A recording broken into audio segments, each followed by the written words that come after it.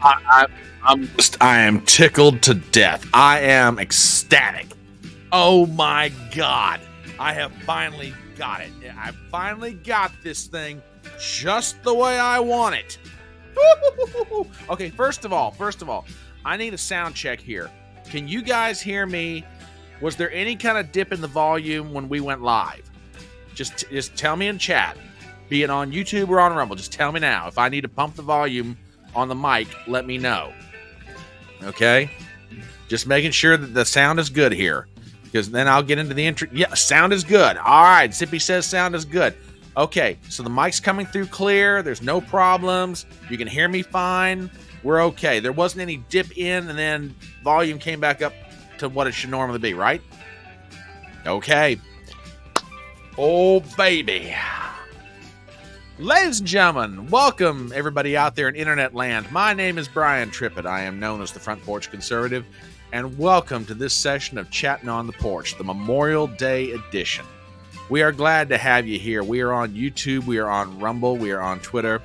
We are gathered here together to remember the fallen, talk to each other about some news, and as a special tonight, we're going to dip in on Tim Pool's interview with Donald Trump, which we'll get to in just a moment. Mike is a tiny bit low. Okay, thank you for telling me. We will pump that right now. Give me 1 second here. Let me pump that up to about, all right, let's do this.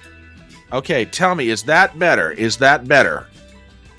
Hopefully it is. Let's see. Hello, hello, hello. Glad to have you. Thank you, Zippy. I appreciate the info. The Commander. Hello, Commander. Welcome. Glad to have you here. Good to have you here tonight. All right, cool. No problem, dear. Appreciate it. Oh, hello, all you rumblers. God love you. All right, the sound is good. Okay. Oh, y'all don't know how happy I am right now, and I will explain all of that here in just 1 second. Oh gosh. First of all, I want to thank you guys for being here tonight. Now let me explain why I am just giddy like a schoolboy. I have been doing this now for a little over probably a year and 3 months come June. And if you know anything about me, I'm something of a neurotic perfectionist. I'm always fiddling with something because I just never feel like it's just right. You know, there's always one thing or another that's bugging me about my setup. I mean, the physical space in which I do this is roughly the same. It hasn't changed at all. But how I've turned the desk and the monitors and the lights and the everything else is just, well, finally, I have settled upon a setup that finally I think allows me to do a lot of different things. One is to see everything better. I mean, you know, and look very natural on the camera doing it. And yeah, you're absolutely right, Zippy. The OCD must be obeyed. I mean, you know, as neurotic as that might make me, it's true. So now I think I finally found something that's going to make me really, really happy here, and I am tickled to death. The only thing I wasn't sure about was the volume, and you know, I think we're going to be okay there as well. So very happy you guys are here tonight for a very solemn, given what the holiday is, and given what the holiday is, and also, you know, some of what's going on in the world tonight. Am I a Virgo rising? No, actually, I'm a Scorpio. I don't know if I'm Scorpio lowering or rising or falling out. I don't know what I am, but I am definitely a Scorpio. So there you go. Absolutely. And I finally think I've got a setup here. Plus, you'll notice that the camera is back away from me. That, you know, you're going to see my hands more when I'm talking to you guys, which is probably, you're going to be like, oh God, please put the camera back to where it was so we don't see all that action going on. So there you go. Plus, I've now got it set up where my Rumble chat, all I have to do is just barely turn my head and I can see what's going on, which I think is just tremendous. So, okay, rising is different. Okay, all right. Okay then. Okay. First of all, um, I hope you all have had.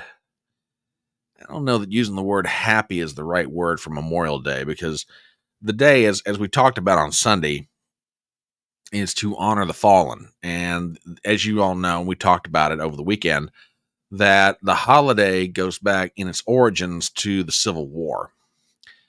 And it was originally called Decoration Day, and it started out as being a holiday to honor those who had fallen in the Union Army and the Confederate Army. And then finally, as the years went by, we took the time to decorate graves of military members, regardless of which war they were in. It was for the First World War is when the holiday really took hold, beyond being just a regional holiday or a state holiday. And then, we made it official in 1971 to put it on a particular day of the year. So if you and your family have been to the cemeteries to decorate for those who are in your family who served, or even if they didn't, some people also take the occasion to decorate graves of loved ones. I hope that the day has been a good one for you, solemn though it may be. Just to give you an idea, in my family, I mentioned this fellow the other day, but I'll put him up on screen. Here's one of the people that we go and see in my family. Private First Class Charles H. Trippett, United States Marine Corps, World War I. So for those of you who've had service members in your family, hat tip to you, hat tip to their memory, because it's a very, very solemn occasion. Absolutely it is. The other thing we're going to be doing tonight, aside from talking about some items in the news, although it is a light news day because it's a holiday, and I say that, a light news day, it's like there hasn't been a light news day since we hit January 1 at the beginning of this year, but it's a little more calm. The other thing that we're going to be doing at around 8 o'clock tonight is we're going to dip in on probably one of the most consequential interviews that you're going to hear this year. And we talked a little bit about this a little bit on Sunday. The interview of Donald Trump by YouTube journalist Tim Pool, which probably that's not the best way to describe him. He happens to be a journalist who uses YouTube, but you get my point. Oh, you're absolutely right about this. Absolutely right about this, my dear. It's been a crazy year. Absolutely crazy. But yeah, we're going to dip in on this because I want to hear this. Now, for those of you who didn't get a chance to tune in to Front Porch Brunch Sunday morning, the interview is listed at just about 20 minutes, officially 17. And apparently there were Secret Service reasons why they had to do it that way. And again, my hat's off to Tim and his organization for getting this one, because this is huge. He got to interview Bobby Kennedy on Friday at the Libertarian Convention. And good evening, Professor. Glad to have you here with us. Oh, by the way, my friend, I need to be reaching out to you and the boys because I'd like to know, and you don't have to give me an answer right now, I'm just dropping this out there. Around the end of June, I'd like to get a panel together to sit in on that debate between Trump and Biden. And like I said, you do not have to answer now, but just want to give you a heads up in advance. You're going to be getting a message from me in DMs on Twitter about this. So keep your eyes open. But yeah, dude, glad to have you here tonight. Absolutely awesome to see you. I hope your Memorial Day was a good one with your family and friends. So yeah, Tim got this interview. He interviewed RFK Jr. Friday as they were at the Libertarian Convention, which we've got some follow-up to that. And yeah, the debate is June 27th. June 27th is when that will take place. And now he's interviewing Trump, which I think this is great on so many different levels. Okay, so congratulations to Tim. Everybody at Timcast IRL and the entirety of his organization. I think this is fantastic. So at about 8 o'clock, we're going to dip in and check that out because I want to listen in on this because this is going to be really, really interesting. But in the meanwhile, we do have some things to talk about. And I want to follow up starting out. I want to follow up with a story that we talked about over the weekend. Um, as you know, the Libertarian National Convention took place this weekend in Washington, D.C. And the Libertarians invited Robert Kennedy Jr. to speak, which he did. They invited Donald Trump to speak, which he did. And Trump's reception was, shall we say, oh, how shall I put this? Less than friendly in some cases. It almost turned into an absolute crap show, to be perfectly honest about it. But anyway, Donald Trump went into the lion's den and he came out alive, minus a few scratches, verbally or otherwise. So over the weekend, the Libertarians settled upon who would be their nominee for president. Well, congratulations to RFK Jr. and Donald Trump, in that neither one of you were selected as the Libertarians' candidate for president. And frankly, you should be glad you weren't selected, especially given who they picked and who this guy is. So let's get it. Let's just get, well, before we do though, and I just saw a comment from the commander, and he brings up a valid point, and I had not thought about this. There were probably couldn't be a live stream with Trump, since Tim has been swatted so many times. The DOJ sent cops into Trump's house. Yeah, it's a good. I hadn't thought about that, but the more I consider it, you're absolutely right. Given the history of swatting that's happened at Tim's compound, even though I'm sure he and his staff would have done everything they could to follow Secret Service protocol, that if somebody would have tried to do something stupid that night, it could have gotten out of hand. Somebody could have got hurt. So yeah, now that I think about it from that perspective, yeah, you're right. So the Libertarian Convention, let's get into it. Oh my God. When you hear who they picked for their nominee, you're just gonna, oh man, this is just gonna blow your mind. All right, we go to the New York Times and headline: Libertarians skip over Trump and RFK Jr. for Chase Oliver. Who? Anyway, back to the story. The party selected Mr. Oliver as its presidential nominee. He ran for a Senate seat in Georgia in 2022. Article by Rebecca Davis O'Brien and Michael Gold. We have the following. The Libertarian Party chose one of its own as its presidential nominee on Sunday night, capping a grueling day of elimination voting and a boisterous 4-day event where both Donald J. Trump and Robert F. Kennedy Jr. unsuccessfully sought to court the group's backing. The nominee, Chase Oliver, an openly gay former Democrat who in 2022 forced a runoff in a race for the U.S. Senate seat in Georgia, beat out 9 other candidates at the party's national convention in Washington, including Mr. Kennedy. Mr. Kennedy, who was a late addition to the official list of potential nominees on Sunday morning, was eliminated in the first round of voting Sunday afternoon with just 19 votes, just 2% of the total. Mr. Trump, who was not an official candidate, received 6 write-in votes in the first round. The Libertarian Party is the better established of minor parties, with name recognition and placement on the majority of state ballots in November. The Libertarian nominee is guaranteed to be on the November ballot in at least 37 states, a number that party leaders say they could expect to grow in the coming months. With its emphasis on unfettered individual liberties and limited government, the party draws supporters from across the political spectrum. The Libertarian Party faithful call for the dismantling of the regulatory state, including, for some, the abolition of the Internal Revenue Service and the FBI, as well as the legalization of drugs and sex work. Broadly, the party has embraced cryptocurrency, opposed tariffs and foreign military spending, and called for the release of WikiLeaks founder Julian Assange, who is being held in the UK and faces espionage charges in the US. Okay, let's get into some of this. Now, I will admit up front that past hearing Chase Oliver's name, I knew nothing about this guy. Okay.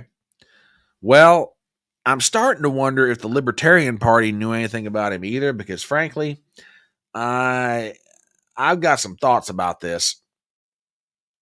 And we'll get into it here in a second. Because anyway, let's get to his views first before I dive into the deep end of the pool on this one. This is from Newsweek. This is from Newsweek magazine. Who is Chase Oliver and what are the Libertarian candidates' views? Article by Kate Plummer. We have the following. Chase Oliver won the Libertarian Party's presidential nomination on Sunday, making him the latest figure to enter the 2024 race for the White House. Oliver, 37 years old, won more than 60% of the vote after 7 rounds of voting, knocking out other candidates, including Robert Kennedy at the convention and also Donald Trump, who was booed. Now, here's a little bit about Oliver. Born in Nashville, Tennessee, worked in the restaurant business before entering politics. He used to support the Democrats and Barack Obama and said he has joined the Libertarian Party after encountering them in the Atlanta Pride Festival in 2010. He ran for the Georgia Senate in 2022, where he achieved 2% of the vote, forcing a runoff election between Raphael Warnock and Republican Herschel Walker. He also ran for Congress in the state's 5th district in 2020 and also garnered around 2% of the vote. On his campaign website, Oliver calls for cuts to the federal budget, the abolition of the death penalty, and the end of military support to Israel and Ukraine. He also wants to decriminalize cannabis and repeal gun restrictions. Posting on Twitter, now known as X, after he won, he wrote, "We did it. I am officially the presidential nominee." He called on people to nominate his running mate, former Florida police officer Mike Tiermatt, and added, "There's no better unifying ticket in this party than this one. It's time to unify and move forward for liberty." Oliver told Politico he plans to target young voters who are angry about the Israel-Hamas war. Quote, "We were looking at who are the most likely populations to be ready to go outside the two-party system, and we've identified young people, in particular those who are upset with the ongoing war in Gaza, upset about the immigration crisis, and upset about cost of living. Those are the young people we're going to target." He told CNN he believes he can win 2% of the vote in the upcoming presidential election. "I got 2.1% of the vote when I ran for the Senate in Georgia.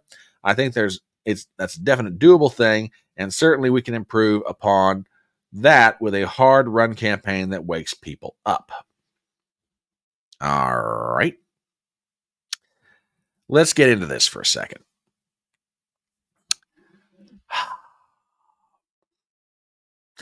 I have been, in one form or another, aware or associated with libertarians for years.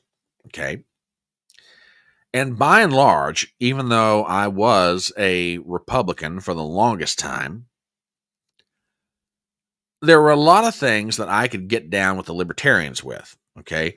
Limited government, the abolition of the Fed, reducing or eliminating the IRS, reducing or eliminating the FBI. Cool. There's some places, because of, some deeply held, long held beliefs, that I couldn't do it. Mostly having to do with drug legalization and what I thought was their position on abortion. Okay. So the reason that I was drawn to the libertarians was, even though we didn't agree on everything, they were mostly a conservative party. Okay. And when I say conservative, I would argue more to the right of the Republican Party. Okay. Yeah. Okay. I'm trying to get my hand motions here. Sorry. Anywho, that said, I've got a serious problem with this nomination. And by the way, I have to give a hat tip to another content creator who operates in the same space I do, Real American Politics. He got some thoughts on this, and I can't disagree with his analysis, to be perfectly honest. Although he and I might come at it from slightly different angles. Now, let me also say something else before I go further. The next set of comments that I make are not a reflection on any libertarians that I know. For example, Jessica Fenske, aka Forest Mommy, love her to death. She is one of the bright lights of the libertarian movement. She is all about local government, hooking up with people, trying to find trying to find common ground, etc. Love Jessica to death for any number of different reasons. So, honey, if you happen to hear this later, this is not directed at you. Even though he and I have never spoken, I've got profound respect for Eric July. Creator, commentator, any number of different things. He has been a long-standing force for libertarian ideals and libertarian thinking on any number of different subjects. My good friend Crash Mondo, good buddy of mine, libertarian through and through, love the guy to death. So for all of you who are friends of mine, who are libertarians, the next set of comments are not directed at you. This set of comments is directed at the Libertarian National Party and their convention. Okay? You dumbasses! The hell's the matter with you people? You nominated somebody who may very well be about 2 clicks to the left of Joe Biden. You're supposed to be the party of limited government. You're supposed to be the party of eliminating, branches and divisions of the federal government. And what are you guys doing? You're putting this guy up. He's a former Democrat. Now, that's not to say that people can't have political conversions. I don't dispute that at all. But seriously? I mean, and here's the point that my counterpart, Real American Politics, made, and I think this is perfectly valid. Okay? At a time when there is a low-grade fever for a third-party candidate, okay? And by low-grade fever, I mean, look, I agree with Rich Barris on this. The closer we get to the election, the odds are that hunger for a third-party candidate is going to get smaller and smaller, but it's still there. So that's why I call it a low-grade fever, okay? At a time when there is a low-grade fever out there in the population for a third-party candidate, all right? Why didn't you go with RFK Jr.? I mean, seriously. Why didn't you go with him? Look, you could have put him on the ballot all across the country, and it would have been a win-win for both of you. He gets your guys' name recognition. You guys get his name recognition. He probably gets you more than your normal 2% in the national election anyway. Why didn't you do that?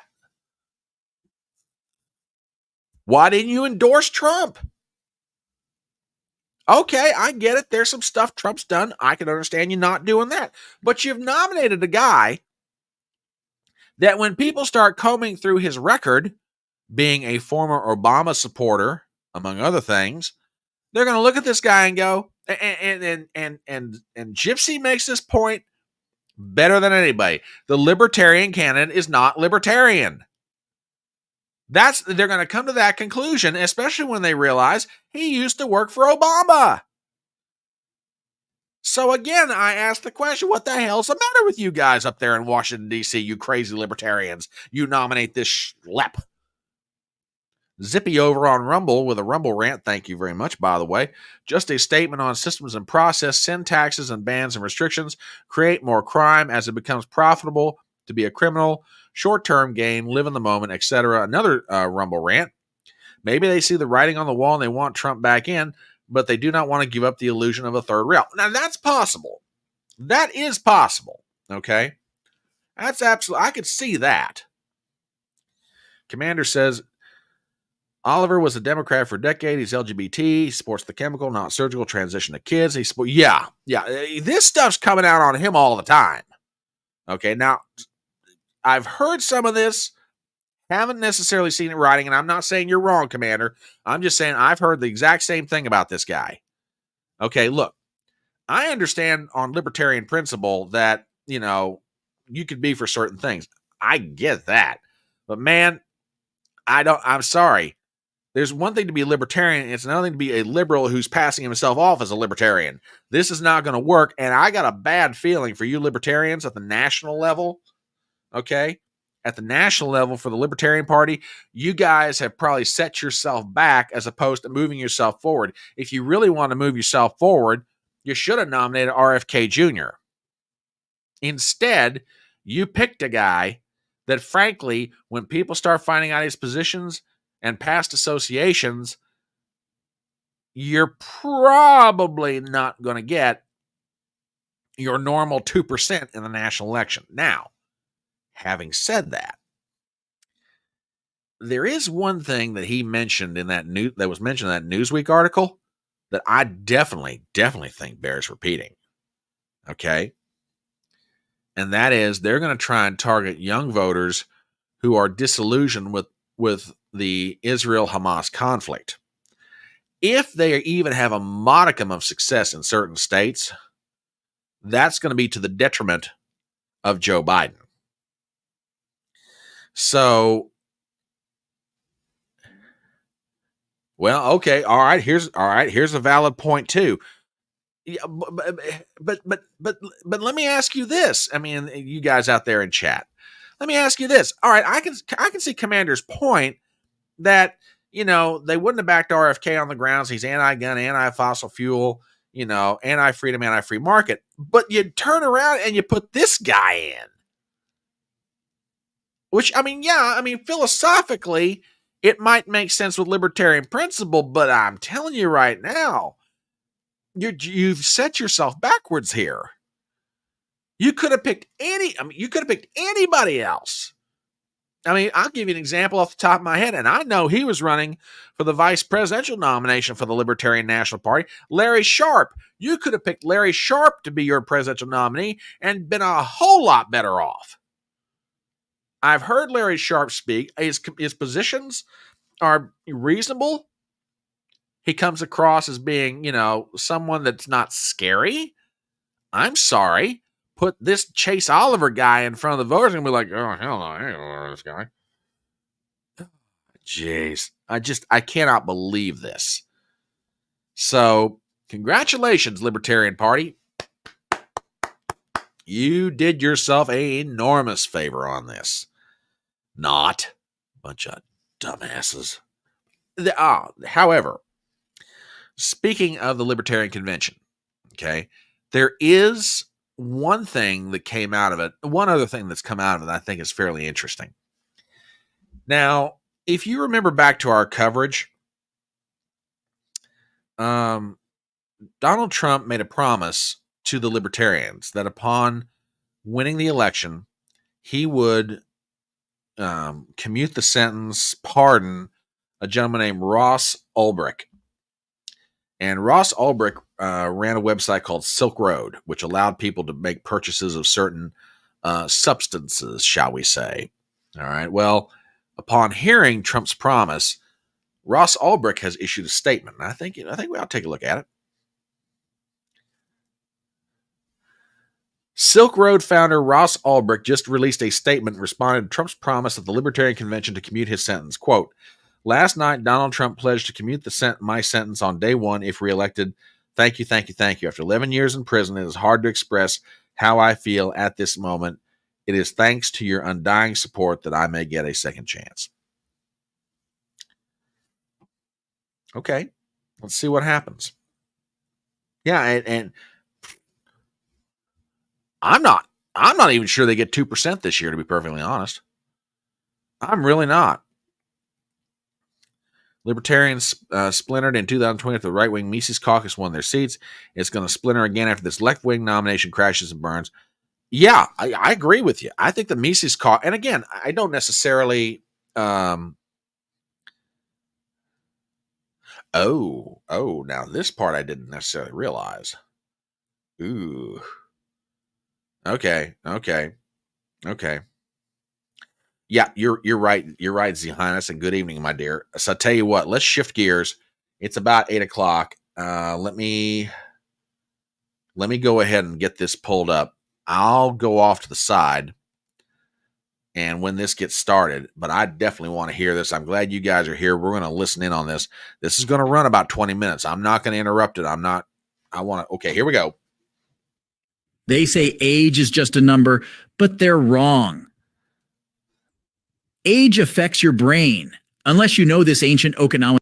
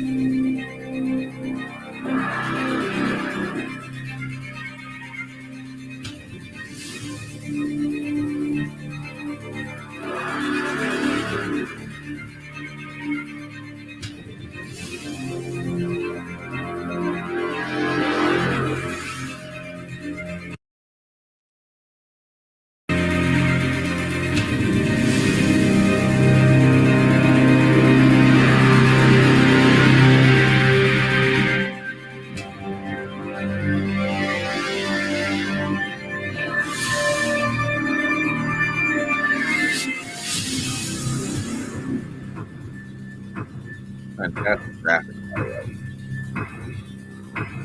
Here we go.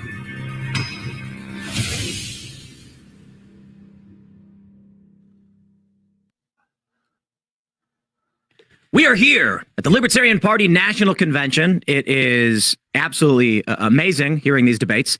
And today we are honored to be joined by two guests. We have Kash Patel, who will be joining us in the first portion of this show, so we can talk about policy, Plan 2024, what's going on in government, and what we'd like to see. And then later on, we'll be joined by President Donald Trump. It is an honor and a privilege to be able to host him. As you can probably assume, he's a very busy guy. So we're only going to be able to have him for about a half an hour, and it's going to be in the later portion of the show.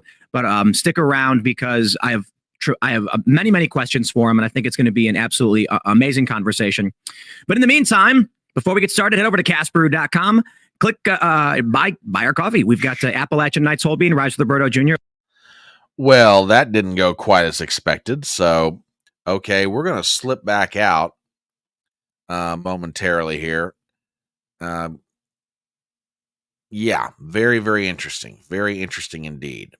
Okay, let me pop this back down. All right, guys, we'll keep an eye on it. And just as soon as I see Trump back up there, if I don't see it, somebody help me out and just give me a shout and let me know when he's there. So speaking of Trump and other things related to the election and the campaign, yeah, that's true too. That's very true, my friend. Very, very true. I will check it all out. I didn't necessarily get a chance to read everything, but I will definitely check it all out, my friend. All right, tell you what, let's shift gears a little bit and let's talk about Trump. And there were some other things going on over the weekend. Now, this next story gets to mix two things together for me that are a load of fun, okay? And one of them is one of my favorite old loves, and that's NASCAR and American politics. Now, you may think to yourself, what in the world do these have to do with each other? Well, it's kind of been I don't want to put this, an on again, off again love affair between Republican presidential candidates and NASCAR. Generally speaking, the crowd that follows NASCAR and even the drivers and even even a lot of the executives in NASCAR tend to be pretty conservative people. Okay. Well, over the weekend, Donald Trump made it a point to stop in to the Coca-Cola 600. Now, for those of you out there who are watching this, indulge me a little bit here. On Memorial Day Sunday, okay, my late uncle, my mother's brother, lived for Memorial Day Sunday for one reason above all else. He was a big auto racing fan, and there were three races that are always run on Memorial Day Sunday: the Grand Prix at Monaco, the Indianapolis 500, and the Coca-Cola 600. My uncle had wall-to-wall racing on his TV from the rising of the sun until the going down of the same on Memorial Day Sunday. Well, Donald Trump, in his never-ending and almost seems like endless supply of energy campaign to acquire votes, made an appearance at the Coca-Cola 600 in Charlotte, North Carolina. And I've got some clips. Want to play them for you guys because I think, you guys are going to enjoy seeing some of this. This is Trump's plane as it's flying over Charlotte Motor Speedway. And I won't drop the volume on. I won't put the volume up on this, but let me tell you something. This got quite the reaction. That is Trump Force One. And as you can see, it is flying directly over Charlotte Motor Speedway. And yeah, there was quite the roar from the crowd. So you had that going on. Now I've got a few other clips here and images, etc. And some of this is just kind of endearing to the heart, frankly. This next one I think you're going to enjoy. One of the reasons they stop there is to spend some time with Gold Star family members. And NASCAR has always had a really rock solid relationship with the military, has for years. And the Coca-Cola 600 is not just really even a NASCAR event, it's a cultural event. So Trump made an appearance with Gold Star families, and let me put this one up on the screen for you. This one I've got volume on, so do me a favor and check this one out. I won't necessarily play all this, but it just gives you an idea. I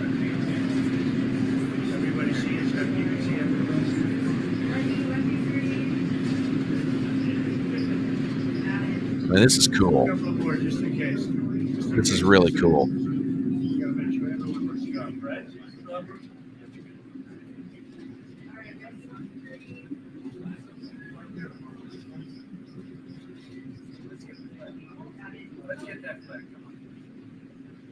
Oh, okay. Here we go. Oh, no, this is I hadn't seen this part of it. This is a nice touch. Very nice touch. Very cool. Okay. A couple more for you. And one thing I have always admired about Trump, regardless of whether you agree with him, disagree with him, what have you, he is always working, just constantly. It's insane the work ethic this guy's got. And if you don't believe me, do me a favor and check this one out. Now, this I think is pretty cool. Now, how this happened, I don't know. Maybe they're old friends, maybe they're old associates. I'm not sure. But Trump's unofficial tour guide around Charlotte Motor Speedway was the legendary Richard Childress. Now, if you don't know anything about auto racing, let me fill you in about Childress. Childress is the owner of Richard Childress Racing. He is also the car owner of the legendary number 3, driven by Dale Earnhardt Sr. Childress is a legend in NASCAR circles. He's got more stories to tell if he ever writes a book, if he hasn't already. But if Childress ever writes a book, then you're talking about some stories that are just going to be extraordinary. Well, one of the things as part of Trump's tour of the Charlotte Motor Speedway is he got Trump up in one of the pit boxes. Now, for those of you who are not necessarily auto racing fans, a pit box is basically the area above a pit stall where the car comes into, and the crew chief's up there along with various other people. So Childress has Trump up on the pit box, and I want you to take a look at what happens next, because this is really kind of cool. Like I say, Trump is always working it, and I think you're going to begin to see what I'm talking about here in just one second. Do me a favor, check this out. I mean, I'm not going to play the whole. Yeah, there's Trump, and there's Childress on the left. And there's one of the drivers. I think that's Ty Dillon, I think.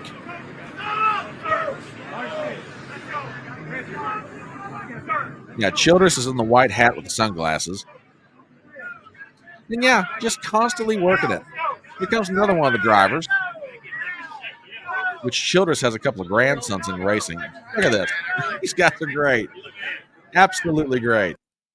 I just think this is a lot of fun. And just constantly working it. Constantly working it.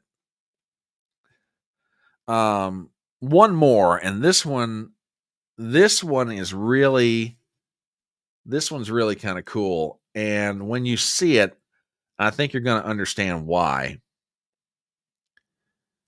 I want to show you an image, and then I'll play it a little bit. Let me put this up on screen. This is Donald Trump giving a hug to the legendary Richard Petty. Now, for those of you, again, that may not be familiar, you've probably heard the name Richard Petty. He is a legend in NASCAR. He holds the record for the most victories among NASCAR drivers at over 200, actually 200, I believe it is. Now, there's a certain amount of irony in this picture. And let me explain what I'm getting at. I said that there's sort of a on again, off again love affair between Republican presidential candidates and NASCAR. The fact that I find this image so ironic is this. The first presidential candidate to ever visit a NASCAR race was Ronald Reagan in 1984. As a matter of fact, there's this very famous image of Air Force One flying into Daytona for the summertime race, and Reagan's on the phone giving the command to start the engines. And it was on that day that Richard Petty won his 200th and final victory as a NASCAR driver. So you can understand the irony. Now you've got Donald Trump, some 94, 04, 14, some 40 years later, going up in the press box or the VIPs area and giving a hug to Richard Petty, the last guy who saw a Republican presidential candidate at a NASCAR race. I just think this is cool. So I just want to run this for, it runs about 16 seconds. It's not that long, but I just think it's great.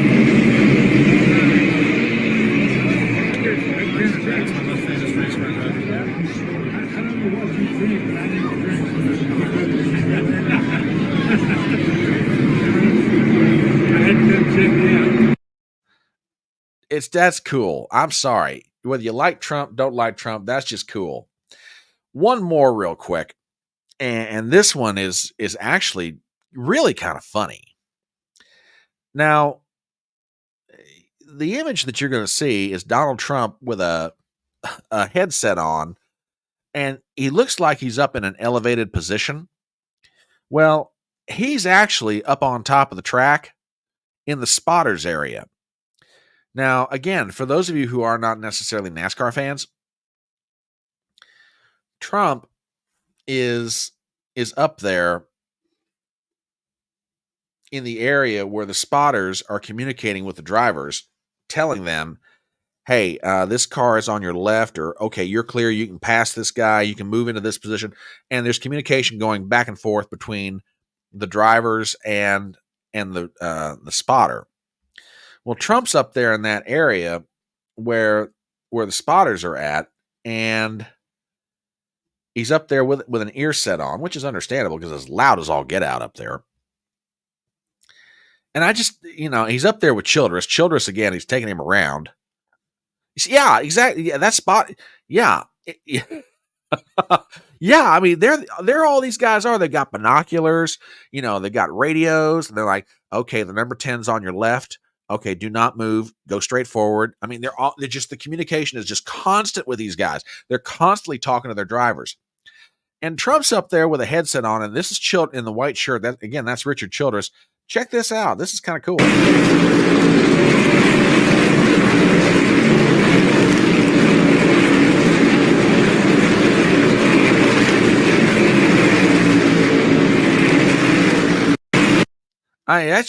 That's just amazing. Now, you might be sitting there asking yourself, okay, we know you like NASCAR, you like fast cars, not necessarily fast women, but let's just say fast cars. And you're probably asking yourself, what's the big deal? Yeah, okay, we know Trump works hard. We know he's out campaigning. We know he's doing stuff. I want to show you a clip that ran over the weekend from CNN. Scott Jennings, who's a former advisor to Senate Minority Leader Mitch McConnell, and he makes a point that I think is very, very valid. So let me get this set up. I want you to hear this because he's on to something here, and I think it's really kind of important. So check this out. Trump going there this week, they are striking such a confident pose right now. He goes to the libertarians and tells them, if you want to keep getting your 3%, go ahead. Otherwise, come with me. He goes to the Bronx and says, I'm better than Joe Biden. I'm trying to build a party that's inclusive of you. I think all the places he's going, they are striking this confident pose. And it's a campaign unlike we've seen from other Republican candidates. I think it's pretty confident, and they know they're winning, and they're trying to take advantage of that position. Trump. I think Jennings is on to a perfectly valid point. And that is Trump's being the aggressor in this campaign. He's making moves. He's going to the Bronx. He's going to southern New Jersey. He's going to the Libertarian Convention. He's hanging out. He's hanging out with the NASCAR crowd at Charlotte, North Carolina. Sometime in the month of June, according to reports, he's going to be going to Detroit, not just for a speaking engagement for Turning Point USA, but according to reports, he's going there to speak in Detroit. Okay. And again, that's not necessarily confirmed. I'm saying that based off of what Charlie Kirk reported the other day. Yeah, yeah, exactly. True. I agree. But Trump is pushing the issue here. He's talking to African Americans. He's talking to Hispanics. He's talking to people who normally you don't think of as Republicans. He's saying, hey, man, we're not black. We're not white. We're not gay. We're not straight. We're Americans. Let's get together and make our country better. And it's a message that is scaring the Democrats to death. Now, they may not admit it. They'll never tell you that. But these guys are terrified right now. Absolutely terrified. You cannot tell me they're not. So, yeah, hats off to him.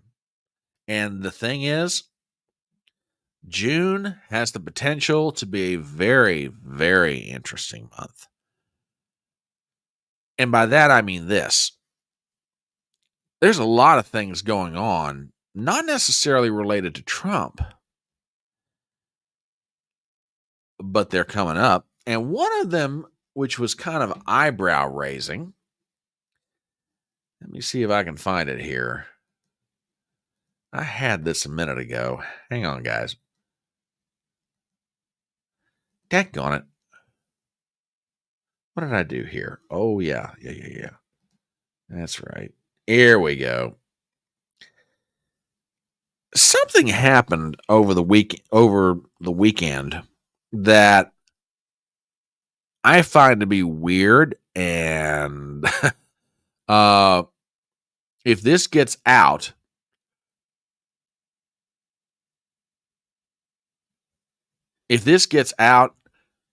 in seriousness, Biden's got problems. Check this out.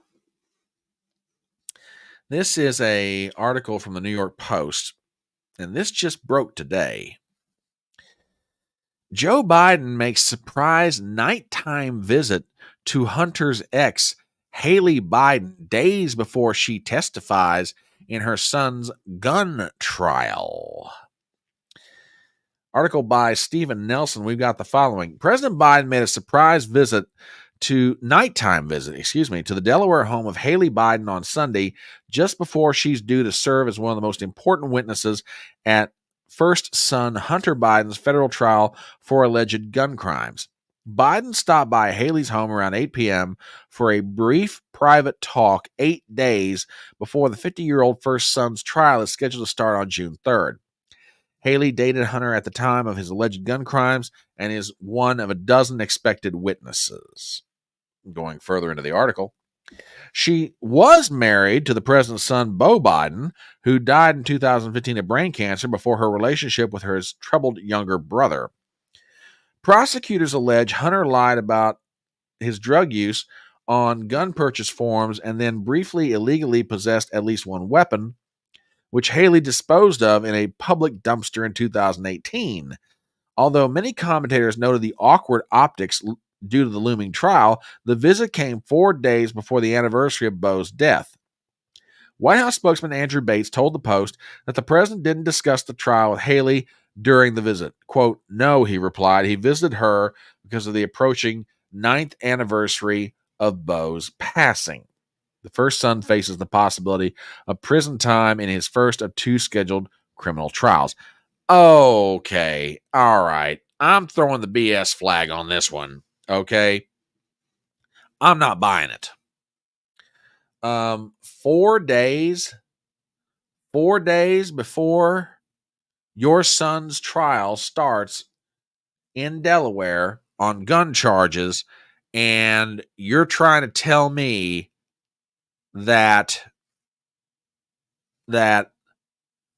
they never talked about the upcoming trial, never said a word about it.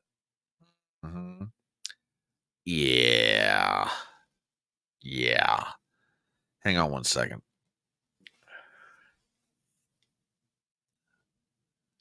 Sorry about that. I was trying to keep from doing something untoward.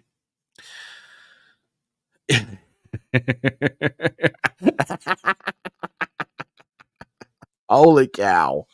That's great. That is just great. Too funny.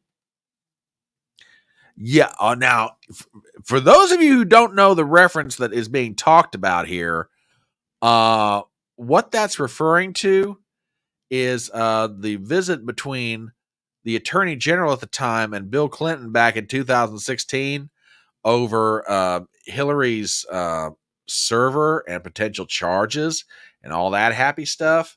Remember that? Yeah. And it was on a runway tarmac when that one took place. Unbelievable.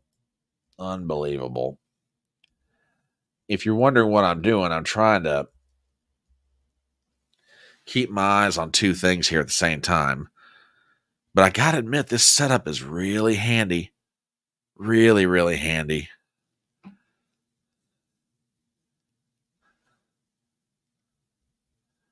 Hang on one more second, folks.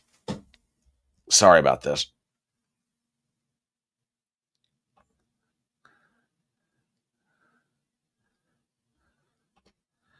There we go. That might make that a little bit easier for me. And hopefully you guys too.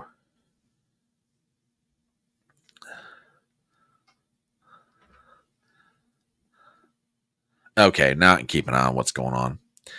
Yeah. I mean, not. It was the 9th anniversary of Beau Biden's death, and I just want to see how she was doing. Bullshit. He's talking to her about the trial. Don't give me that. And by the way, would this not constitute witness tampering?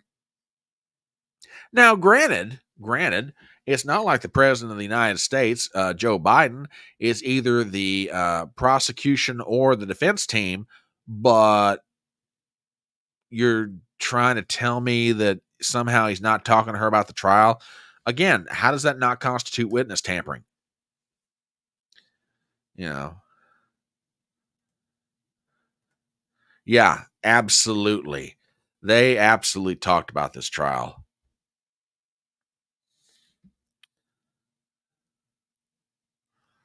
Oh, Commander, we talked about this too over the weekend. We talked about it.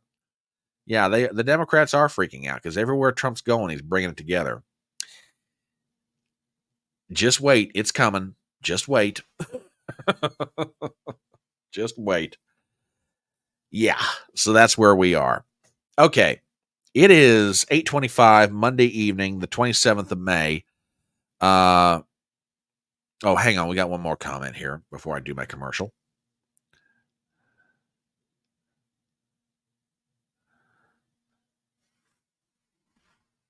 I'm not saying, but you may be on to something, brother. You may be on to something.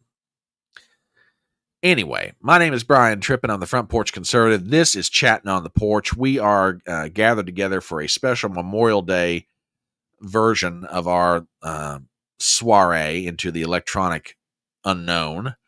And we're on YouTube, we're on Rumble, we're on Twitter. Glad you're stopping by. Hit the thumbs up, by the way, on YouTube and Rumble. I'd greatly appreciate it. We are waiting for Donald Trump's interview with Tim Pool, and I should have known Tim was going to do this. He had Kash Patel and Donald Trump listed as the guests, and sure enough, Tim did what a good how shall I say it, ringmaster should. He's saving his best act for a little later in the show. And don't get me wrong, Kash Patel's fabulous. I mean, if he's not put somewhere in the Trump administration, high level, I'll be bitterly disappointed. but yeah, so we're basically waiting for the interview to start with Tim Pool. Right now, they're talking Kash Patel and others, and Tim and I think it's Luke Radowski. Yeah, I think it is Luke Radowski, and they're chatting about his, Kash Patel's book, Government Gangsters. So I'm keeping an eye on what's going on over there. And back on the Rumble side, hop back over there real quick. See what we got going on in chat. The Rumblers are very quiet tonight. Not that I'm objecting per se, but I'm just saying, y'all quiet tonight. So, anywho, so yeah, we're checking that out. Tell you what, we got some other stories to go over this evening. So let's look around here and see what we have. Now, it's been a restful, hopefully for all of us, restful 3-day weekend. But tomorrow starts back some very serious business. And one of those items is the fact that the closing arguments are going to be made in Trump's trial up in New York City. And got an article here from thehill.com. Let me pull this up. Trump prosecutors gear up for hush money closing arguments. Article by Zach Schoenfeld. We have the following. Former President Trump and Manhattan prosecutors are gearing up to make their final pitch to a jury before beginning deliberations over whether to convict Trump for a hush money scheme that led to charges of falsifying business records in New York. Both sides will deliver their closing arguments Tuesday, attempting to weave together testimony from 22 witnesses into a narrative they each believe will persuade the 12 New Yorkers in their favor. All right.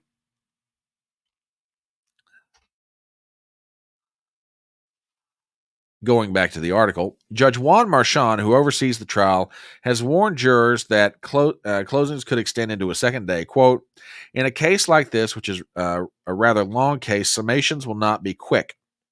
The jurors will return to the courtroom a full week after witness testimony concluded. Marchand reluctantly excused jurors early last week until after the Memorial Day holiday, lamenting to the lawyers that he had never given such a long break. Unfortunately, the calendar is what it is. When the trial does reconvene Tuesday morning, New York state law prescribes that Trump's lawyers will deliver their closing arguments first. Trump attorney Todd Blanche previously told the jury that they would be left with plenty of reasonable doubt at the end of the trial and swiftly acquit the former president on all charges. Quote, he's cloaked in innocence, Blanche told the jury, and that cloak of innocence does not leave President Trump today. It doesn't leave him at any day during this trial, and it won't leave him when you all deliberate. You will find that he is not guilty. Legal experts doubt all 12 New York jurors would unanimously agree to acquit Trump, suggesting the defense will instead be inclined to hope for a lone holdout who could create a hung jury, which would end with Marchand declaring a mistrial. Quote, if I were advising defense counsel, I would say don't go for an acquittal, said John Coffey, a Columbia Law School professor who's closely followed the case. You can talk about it and really emphasize on getting a hung jury, making a speech to each juror that is your duty, regardless of what others tell you, to decide for yourself, he continued. To do so, much of the defense's strategy is relied on attacking Michael Cohen, prosecutor's star witness who made the hush money payment at the center of the case, portraying Trump's former fixer as a serial liar. Well, there you go. So, it starts up again. But may I remind everybody of one little fly in the ointment that Marchand put in before they broke last week? And I want to go back to an article from Politico because you guys need to be reminded of this. If some jurors believe that Trump falsified business documents solely to cover up a tax crime, while others believe he falsified business documents to solely cover up an election crime, the jury can still convict Trump on the felony level falsifying documents charge, despite disagreeing on the predicate crime. Yeah. Marchand told them, predicate crime, schmedicate crime. We're not going to worry about that sort of thing. And, if you think he's guilty of something, well, just rule on it. I tell you what. I mean, look, this to me, if this happened, it would be great. It would be absolutely great. Do I think it's going to happen? No, I don't. I really don't. I would love to.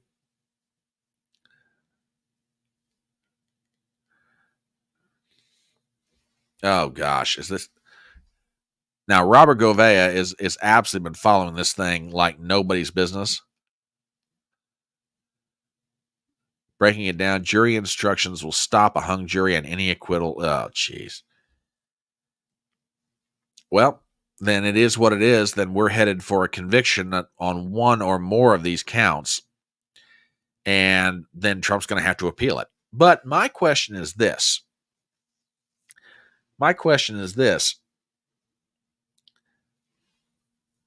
Is it really going to matter to most Americans? And I'm not saying Americans should ignore a guilty verdict under normal circumstances. To argue that what's going on with Trump is normal circumstances is crazy. This trial never should have happened. I was listening to Viva Fry and Robert Barnes last night, which if you didn't get a chance to catch their Sunday night live stream, Law for the People, I highly recommend it. And Robert Barnes was again going over this thing ought to be ripped apart by the defense team in their closing argument, and they're going to try. I mean, there is no crime here. Oh, you're just saying that because you're supporting Trump. No, there's no crime here. The witnesses testified Trump had nothing to do with the entry in the accounting journal. The witnesses testified Trump had no knowledge he had no knowledge that Cohen was doing this. Cohen testified he not only lied, but he also stole from the Trump organization, which means the man has no credibility. The only witness the Trump defense team was able to call said that Michael Cohen told him flat out he has no dirt on Donald Trump to trade to federal prosecutors, meaning Trump did nothing wrong by Cohen's own admission. The defense team has tried over and over and over and over through motion after motion after motion after motion to get this thing dismissed, and Don Juan Marchand won't do it. So this is not normal circumstances, folks. This may be, you may be onto it, and I would not be surprised to see this actually happen. It would not surprise me. They find Trump guilty and his poll numbers go up again. Now, on that point, I think you're absolutely right.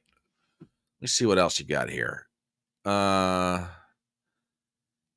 can still be a hung jury if one juror refuses to convict on all charges, which is okay. Gypsy says incorrect if jury instructions stand as is. Let's see what kind of jury instructions that Don Juan Marchand gives them. So that's going to be really interesting to watch.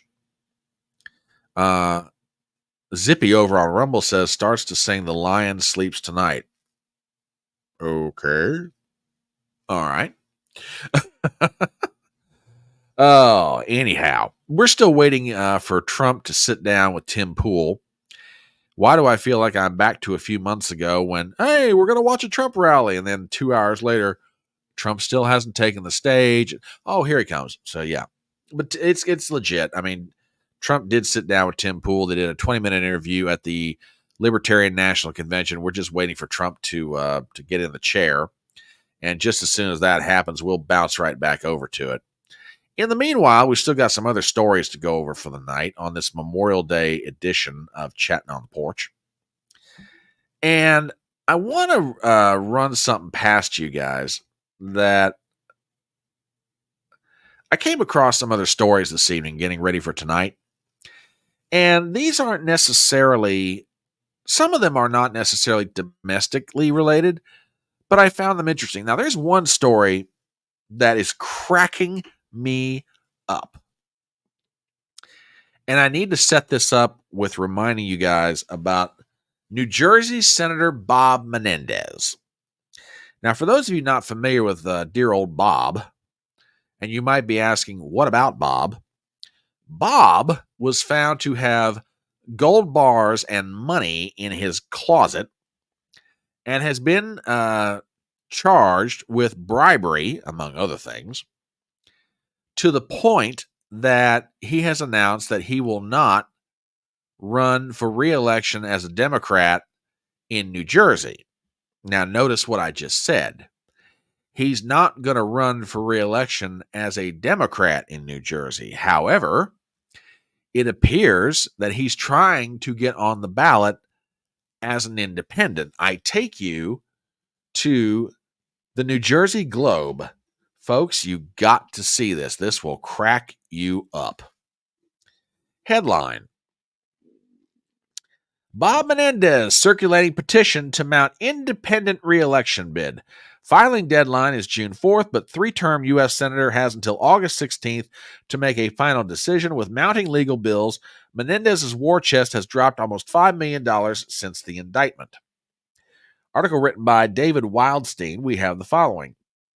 U.S. Senator Bob Menendez, who is currently standing trial on federal corruption charges, is personally collecting signatures on a nominating petition to get on the ballot as an independent, the New Jersey Globe has confirmed. He is also using a group of old friends from North Hudson to circulate petitions, like Mateo Perez Sr., a former furniture store owner from Union City. That's where Menendez grew up and launched his political career as a 20-year-old school board candidate over 50 years ago. Menendez needs just 800 registered voters to sign his petition before the June 4th filing deadline. By filing, he would preserve the option of attempting to keep his seat or possibly enhance his bargaining position if a three-way race suddenly puts the New Jersey Senate seat in play in November. His trial is expected to last at least through the end of June. The deadline for independent candidates to withdraw from the race without appearing on the ballot is August 16th, giving him plenty of time to make a final decision. It is not clear how many people are helping Menendez, if any. The three-term Democrat announced 4 days before the March primary filing deadline he would not run in the Democrat primary, but would consider running as an independent if a jury exonerates him. The Election Day filing deadline comes 4 hours before the polls close. Among the many obstacles to Menendez running as an independent is money. He had a war chest of $8.5 million on hand before his September 2023 indictment, but legal fees have devoured his war chest. A report filed yesterday with the Federal Election Commission on Thursday shows his fundraising has come to a halt and his bank balance stands at less than $3.6 million. He paid $2 million to the law firm defending him, Paul Hastings, and $65,000 to Haystack ID, a computer forensic and electronic discovery firm. Menendez is accused of accepting cash, gold bars, a Mercedes-Benz convertible, payments on a home mortgage, a low-show job for the senator's wife, Nadine, who's also been indicted, and other gifts in exchange for using his position as chairman of the Senate Foreign Relations Committee to help his alleged bribers obtain lucrative contracts, interfering with their criminal investigations, and advocating for U.S. aid and weapon sales to Egypt. The trial began a 1-week break last Tuesday, allowing Menendez to deal with some personal business, and the Memorial Day weekend, it will resume on May 28th. Oh, good grief. I love this. I absolutely love this. This is great. So Bob apparently believes, and granted, this is New Jersey. Nothing that happens, it's much like New York State. Nothing that happens politically with the Democrat Party in New Jersey shocks me anymore. Okay? It's incredible to me that he's doing this, but then again, I'm not surprised either. And I get it. I get why he's doing it. If I were him, I'd try to preserve whatever options I've got politically.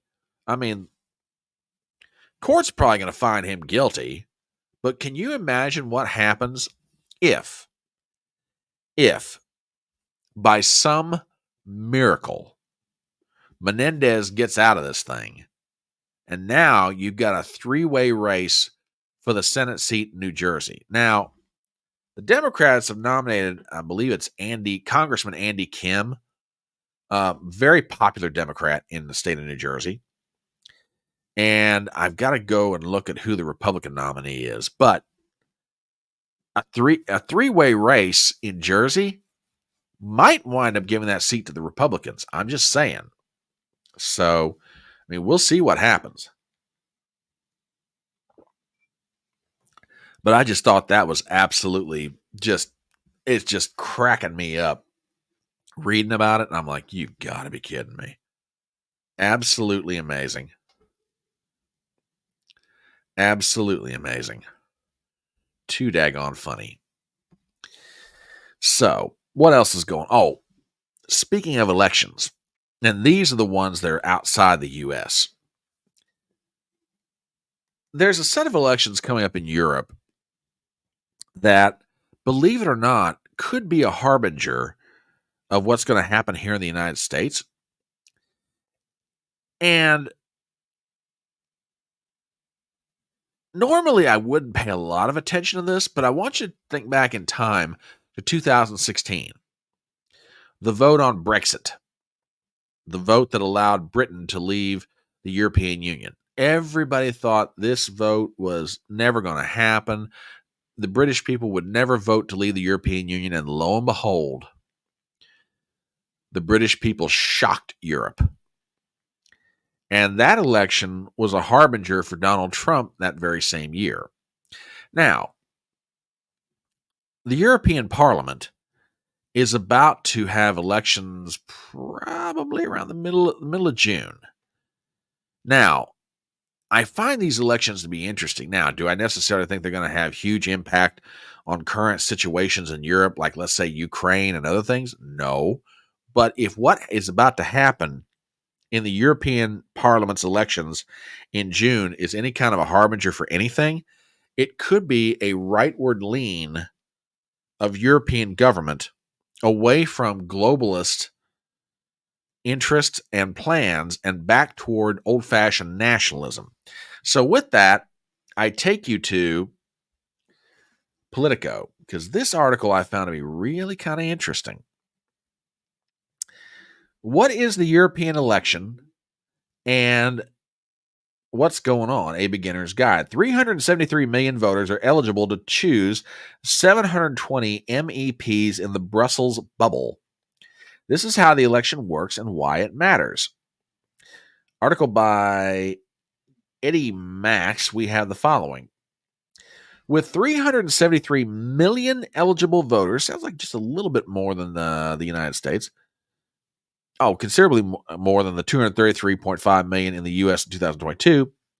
The European election is a big deal, but even most Europeans find it hard to get their head around it. So we're here to help you walk through it. Well, that's nice of you. In 27 countries, voters will head to the ballot box between June 6th and June the 9th to choose the next European Parliament. The winning 720 lawmakers will have an important role in running the European Union, working on laws ranging from emission targets to bank rules. The first crucial job of the newly elected European Union Parliament will be to approve or reject the 27 who will run the European Union for the next 5 years. That means giving the green light, or not, to the President of the European Commission, currently Germany's Ursula von der Leyen, who wants a second term, and her team of commissioners. This year's election will also be significant, as there is likely to be a sharp political shift to the right. That means the next 5 years could see a movement away from the EU's environmental priorities toward more support for manufacturing, security, and agriculture, and a tougher stance on migration. Von der Leyen from the center-right European People's Party, seeing she may struggle to secure a clear majority with the center-left and liberal parliamentarians, is leaving the door open to working with the far-right European conservatives and reformists group, depending very much on how the composition of the parliament is. This hard-right lurch is clear from the polls. In France, Marine Le Pen's National Rally Party is on course for a comfortable win, and the populist Alternative for Germany's is running neck and neck with Chancellor Olaf Scholz's Social Democrats in second place. It can all be pretty confusing, so here's Politico's guide to the essentials. Give me 1 second, folks. Just need to adjust something here real quick. Come on.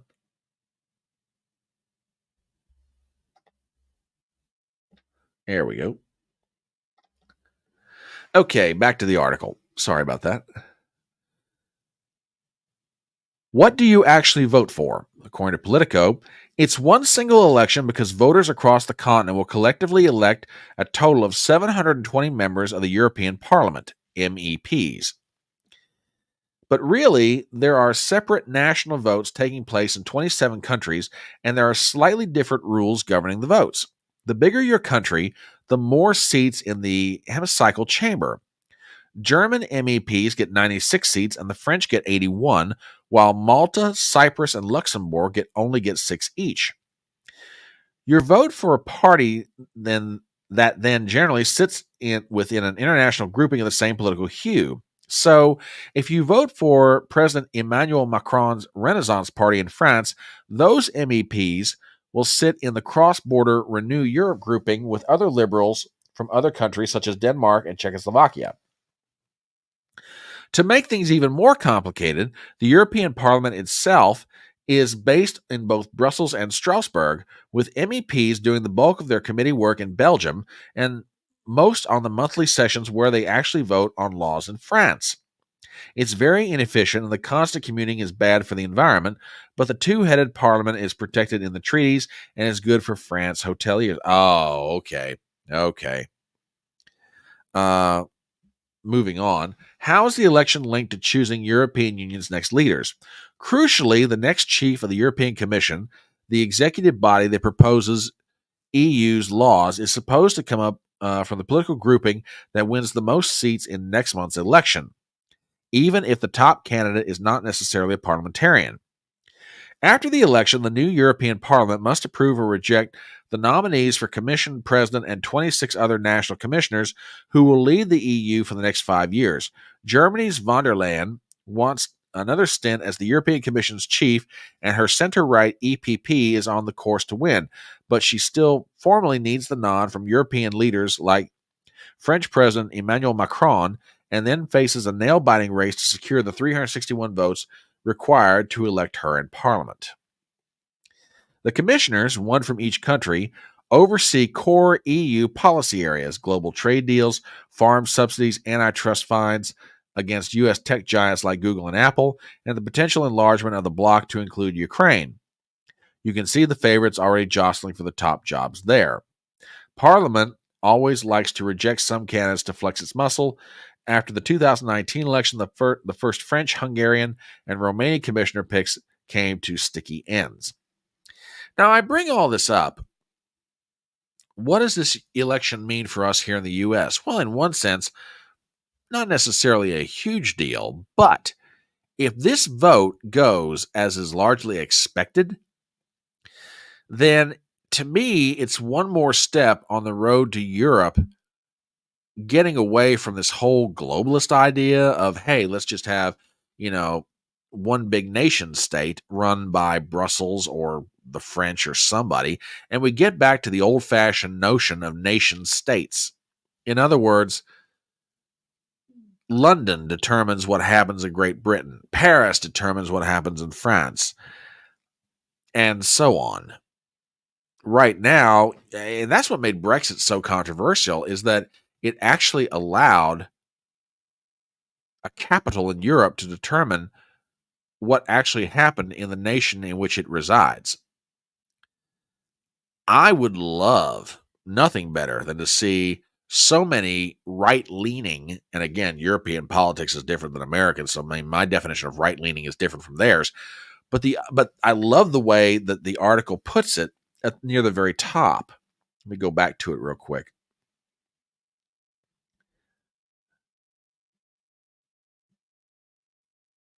Here it is.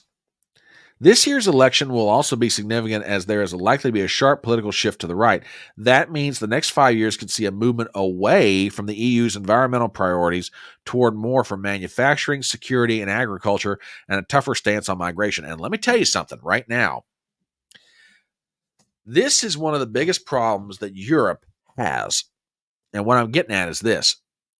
Europe has so deindustrialized, it's stupid. I mean, we talk about, the argument between climate change, environmentalism here in the US. Man, the Europeans have taken it just totally over the top. Okay? Germany right now they're shutting down power plants left and right, according to reports. They cannot I won't say they can't manufacture anything in Europe, but the ability of nations like England, France, Germany, and Germany just is shocking to me because the German industry has just been something that for decades, really the better part of a century, Germany was known as a strong industrial country. Not anymore. And I think, again, this is just my observation, I think that Europe is coming to regret, or let me rephrase that. The individual nations of Europe, or more particularly their people, are starting to regret where their political leadership has taken them, to the point you can't manufacture hardly a thing in Europe, which means you've got to import it from somewhere else. And yeah, I think you're right, Ruben. It is all part of the plan. So, look, I am definitely no expert on European politics. And there are some fantastic commentators out there who can speak to this stuff better than I can. But let me tell you something. It would be in Europe's best interest to elect as many of these right-leaning politicians as possible and follow through on that possibility of getting more support for manufacturing, security, and agriculture, and especially on illegal immigration. I mean, we think we got problems here on our southern border. They are coming in by boatloads in Great Britain, and they don't know what to do about it. Rishi Sunak and the Tories are going to get drubbed in their election on July the 4th, and a lot of it has to do with how they've handled illegal immigration coming into Great Britain. So, just for my own curiosities, I'm going to keep an eye on this one. I'll probably be commenting on it in the days ahead. But yeah, let's see how this goes in Europe, because this could be a harbinger of things to come. But we'll see what happens. Now, in that vein, and with that thought, and we're still waiting for Donald Trump to sit down in the chair with Tim Pool, so I'm keeping an eye on it, folks. Don't worry. There is one other election. It's a little ways off, but I gotta admit, this one's intriguing me. Okay. And the reason that it intrigues me, it could very well be that time and policy is catching up with someone that I always felt like it would never catch up with. As y'all might expect, I am no fan of Justin Trudeau, the Canadian Prime Minister. I've got any number of reasons to dislike that guy.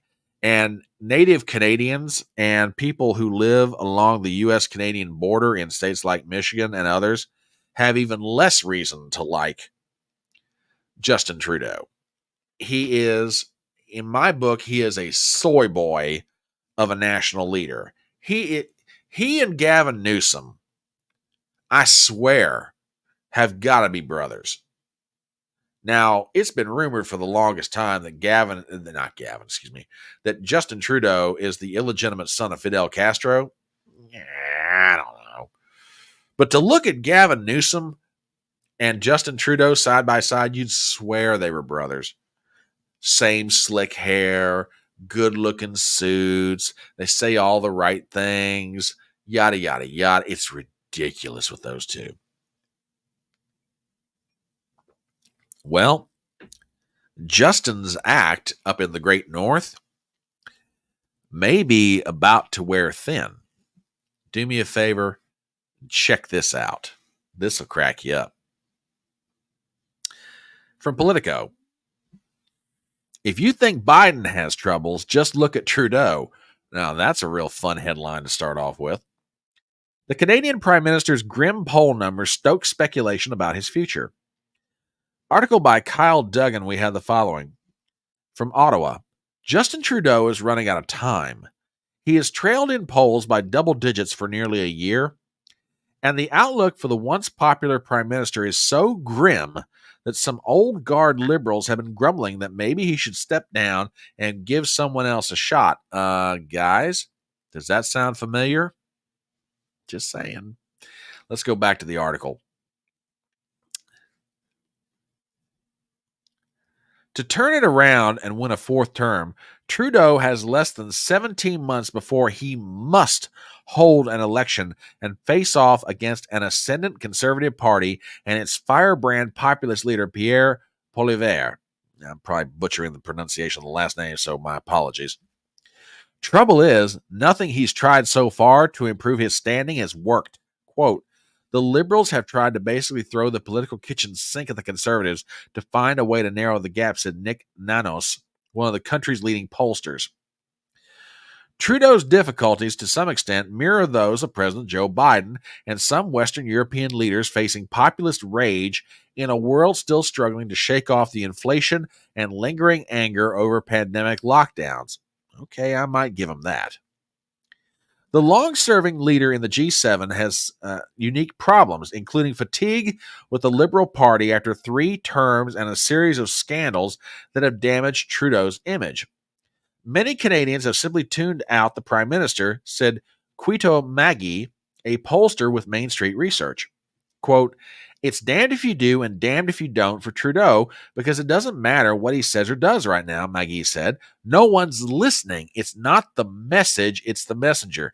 Now, again, I don't necessarily follow Canadian politics that much, but I disagree with this pollster about it's the messenger. No. Doesn't matter if it's Canada or the United States. If you are pushing bad policies and people realize you're pushing bad policies, guess what? They are going to respond accordingly. Okay? So don't, with all due respect to my friends up north, don't give me this argument that says that, the problem with Trudeau right now is people don't like Trudeau, they don't like his politics. I disagree with that. I absolutely disagree with that. But let's get back to the article.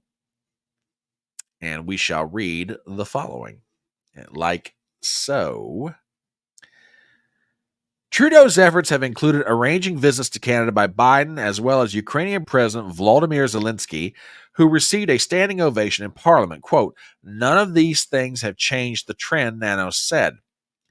The speculation over whether Trudeau might step down at this point remains just that, with neither the Prime Minister nor any of his aides or allies saying he has any intention of throwing in the towel.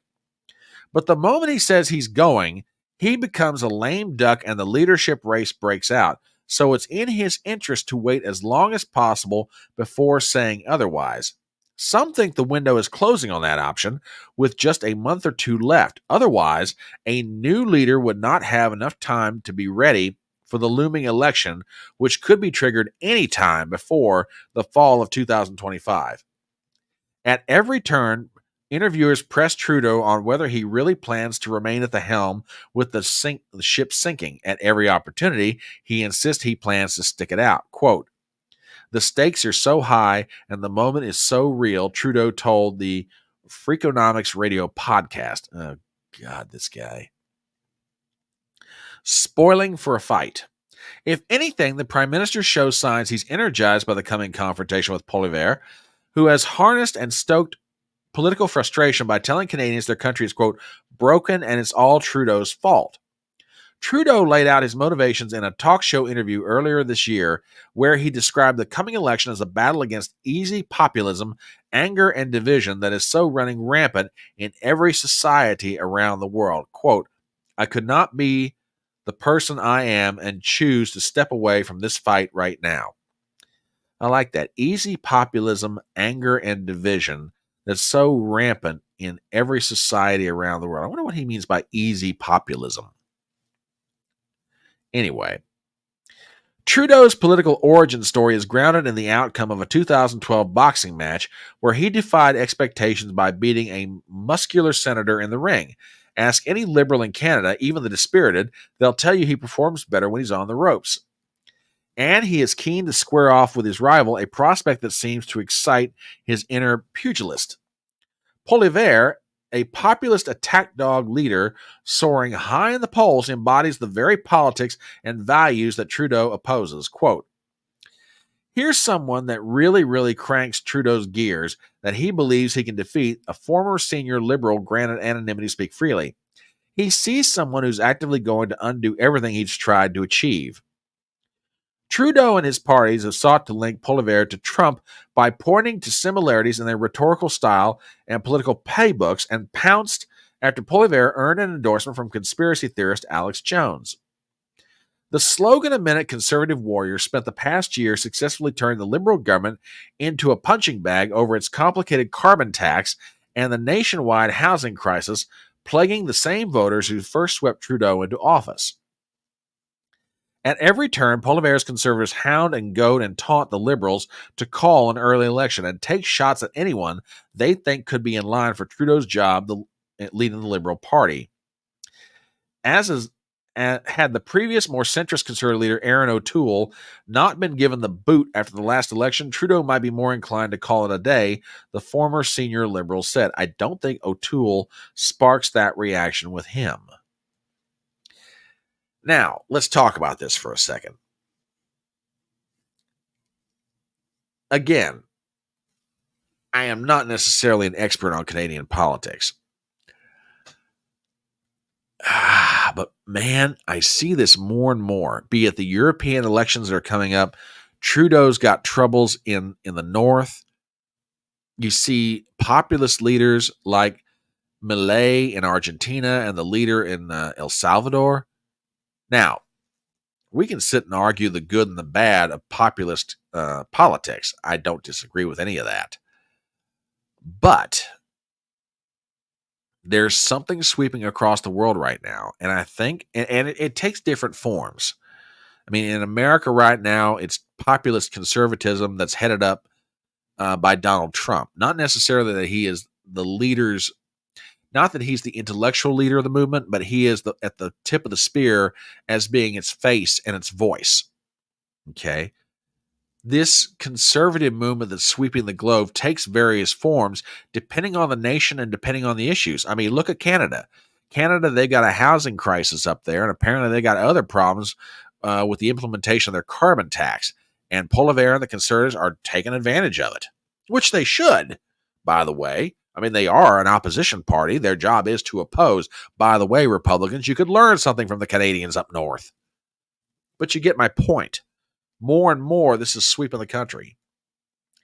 Kept the bridges closed to Canada. We hate them in Michigan. In between. Oh, geez. I did not know that. Wow. That's interesting. My Canadian buddy refers to the People's Party. Now, I've heard. Now, Bernier's name I've heard before. Him I've heard of. Okay, that's cool. Following orders, he's been told that he'll be taken care of, just like Ardennes. Interesting. It's interesting.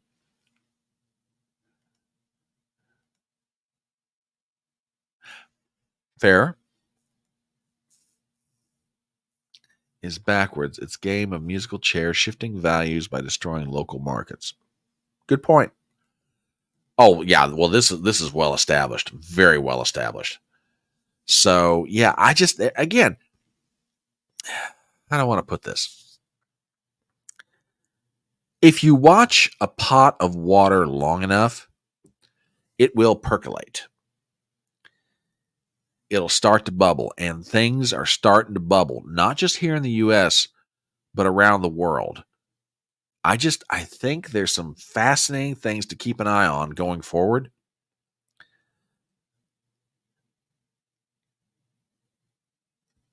Okay, that's possible. That's possible. Maybe it's not his time yet. Maybe it's not the time of the People's Party. We'll see. We'll see. I read that article from Politico, and keep in mind, in theory, they're not going to have an election for another, 18 months, something like that up in Canada, unless it's called for early, which is possible. I mean, Trudeau could do it, but I tell you what, the way it sounds right now, he calls for a snap election. He and his Liberal Party, their butts are out of power, which, from the sound of it, I think the Canadian people are ready for a change, but we'll see. I mean, we will absolutely see.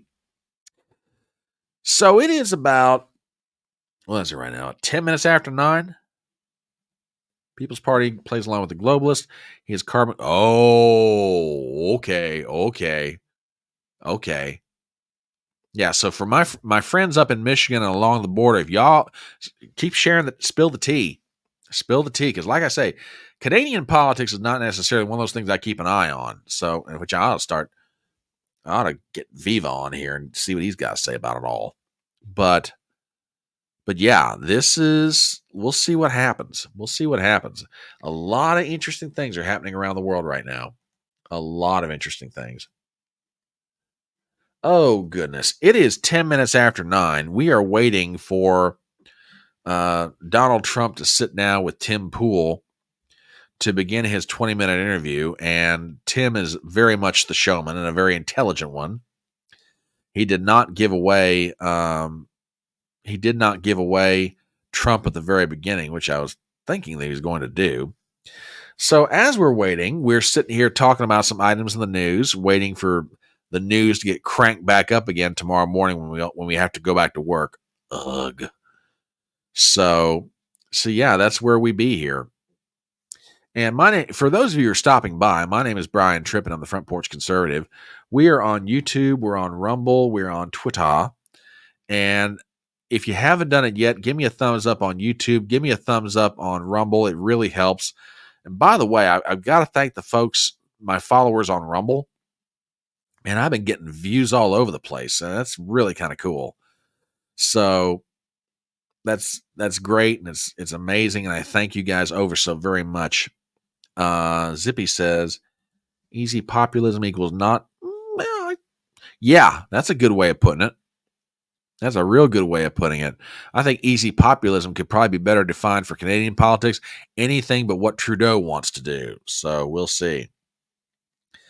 The commander says, Pierre isn't ideal, hence why Mad Max split off the People's Party.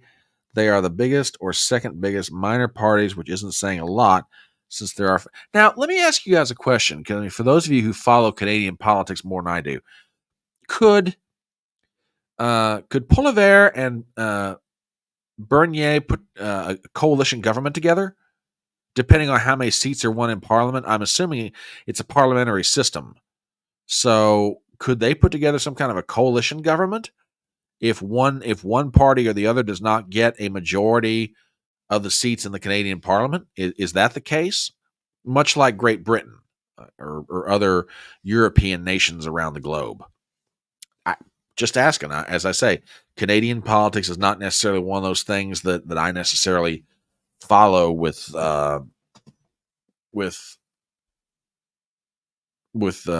everyday interest. So, anywho, yeah, there's a lot of interesting things going on. So, yeah, give a thumbs up on Rumble. Give a thumbs up on YouTube. We're just basically waiting for Trump to sit down with Tim Pool. They did an interview at the Libertarian National Convention in Washington, D.C. over the weekend, and I'm assuming that this interview was recorded Saturday night. Perhaps, yeah, it would have been Saturday night because that's when Trump spoke. So, and I'd say more than likely it was done before he went on stage. But we'll see. We'll see. And I'm looking forward to this. Again, I think it's a great get for Tim. I also think it's a great get for social media in general. There's a lot of interesting things going on here. Let's see. Could they agree on anything? Okay, that's true. That's a fair point. But I guess my question is, if the People's Party doesn't get the majority of the seats and the Conservatives don't get the majority of the seats, do they form a coalition government? Well, okay, then the People's there's not much chance of a coalition government. Either it's going to be the Conservatives or the Liberals, from the sound of it. Okay, that kind of makes sense. Matter of fact, if I remember correctly, Viva ran for Parliament a couple of 3 years ago on the People's Party ticket. Didn't win, but God bless him for it. So yeah, we're just basically waiting for Trump to sit down, and we will get into all that kind of fun. So, what else is going on with you guys? I mean, tell me about your Memorial Day weekend. Ah, he did. Okay, that's what I thought. That is what I thought. All right, cool. So, tell me about your guys' weekend. I mean, what all did you do? Any family traditions? Things that you did that you do? Did you engage in certain traditions again this year? Because I'm just basically waiting for Trump to sit down. So, so if you got things on the mind, or you want to throw them into for the sake of conversation, let's hear it. Liberal populism is neocon globalism. Yeah, true. I can see that. I can absolutely see that. Now, if you're wondering why I've got a little bit of a lag, the only other tab that I've got up on my main computer right now is YouTube, tuned in on Timcast IRL. Take a guess. And well, I mean, you guys can see it, but I'll go ahead and tell you. There are 87,000 people.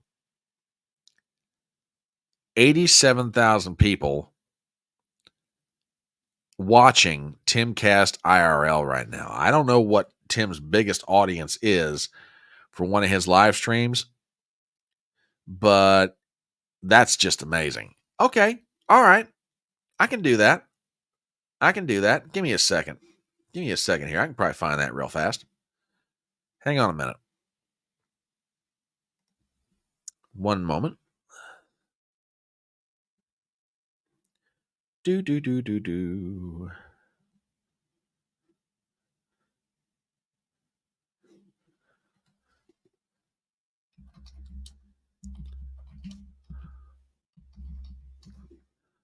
Let me pop out to Twitter real fast and see what we got here. Oh, gosh.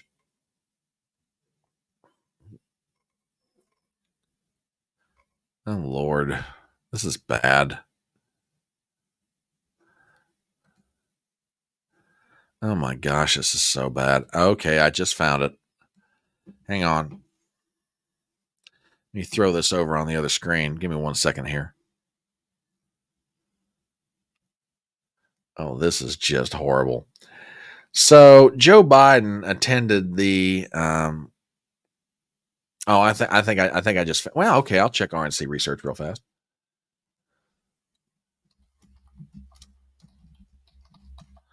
Wonder if they've got a slightly different version of this. Let me look.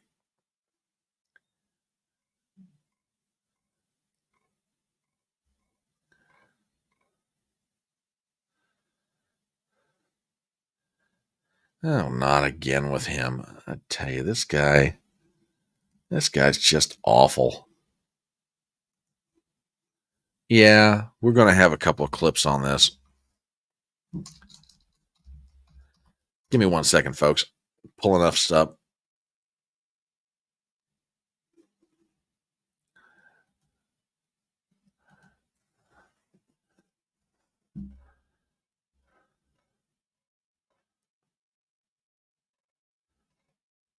Let's see what else we got here.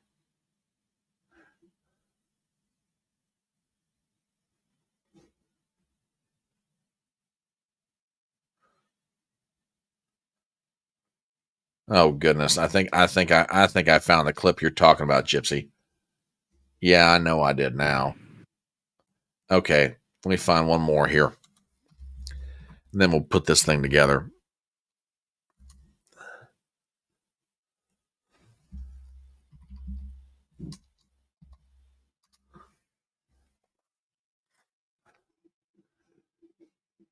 Just about got it.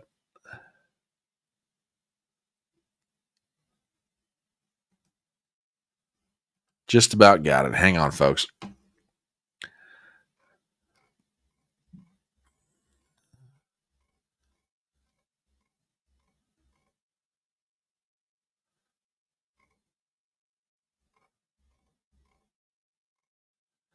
And we're going to do this another way.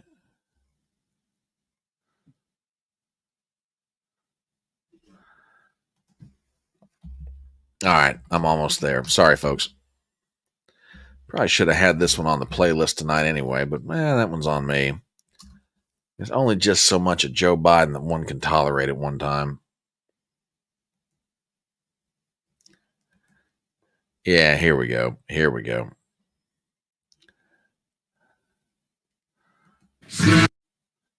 Okay.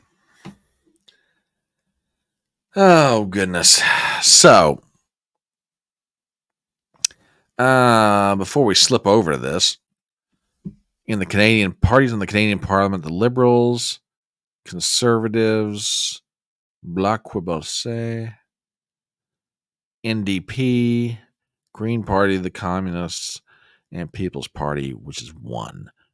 Tell you what, it wouldn't take a lot of seats for the Conservatives to flip that over. What's the difference? The margin right now is what?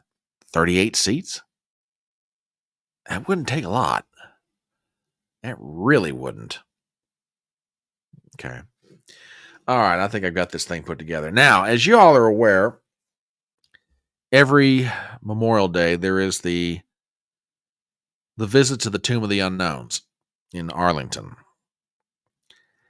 And Joe Biden, as president, was there. And the speech and his appearance did not go over as well as one might like to think. So Biden is there, and he's giving his speech. Do me a favor, folks, and just tell me what you think of this. Listen to this. Oops, hang on. This week marks 9 years since I lost my son, Bo. Our losses are not the same. He didn't perish in the battlefield. He was a cancer victim. Why? Why do you keep doing this? I mean, I will give him credit. At least this time, he had the honesty to say to his audience, you know, my son didn't die on the battlefield. I'll give him that much. But why? I mean, look, I understand you miss your son. I can respect that. But this isn't about your loss right now. This is about everyone else's. I mean, for the love of God, man, will you please have enough respect for, you know, families who have loved ones in the military who've died in the service of the country to just focus on that? Anyway, there are moments when a camera catches a president in definitely a wrong position. So this is one of those moments, and I bet you Biden and his people wish they could have this back again. So, folks, do me a favor and check this one out. This is the infamous nose comment. Mr. President, Madam Vice President, Keep an eye on Biden. Second General Inhofe, and Secretary Austin, fellow Joint Chiefs of Staff, spouses, distinguished guests, veterans, fellow Americans, and most importantly, all Gold Star families. Welcome to you all. We gather here on Memorial Day to honor those who are wearing the uniform when they gave their lives for our nation and its ideals, so that we can spend each day doing what we love, the ultimate measure of freedom. Thanks to our fallen, our nation lives on.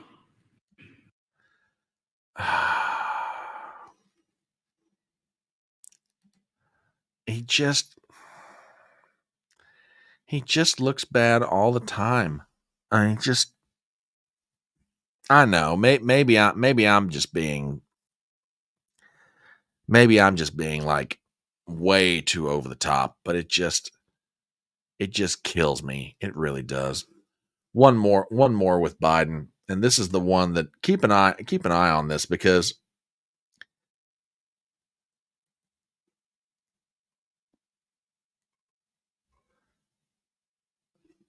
this is the one that a lot of people have focused on.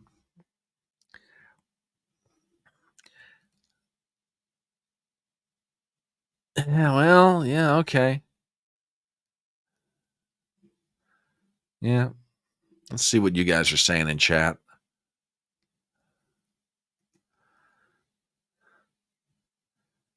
Exactly. Leave it alone, Joe.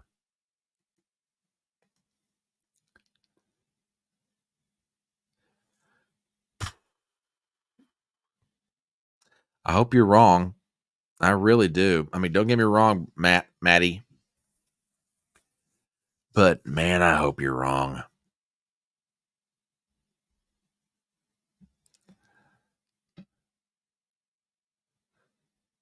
Yeah, it wasn't.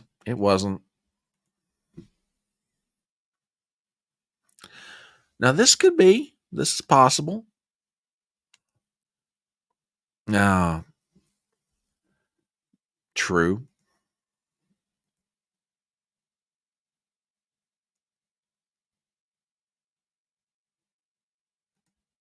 Yeah. Anyway, one more clip. And this is from the great Libby Emmons of Post Millennial.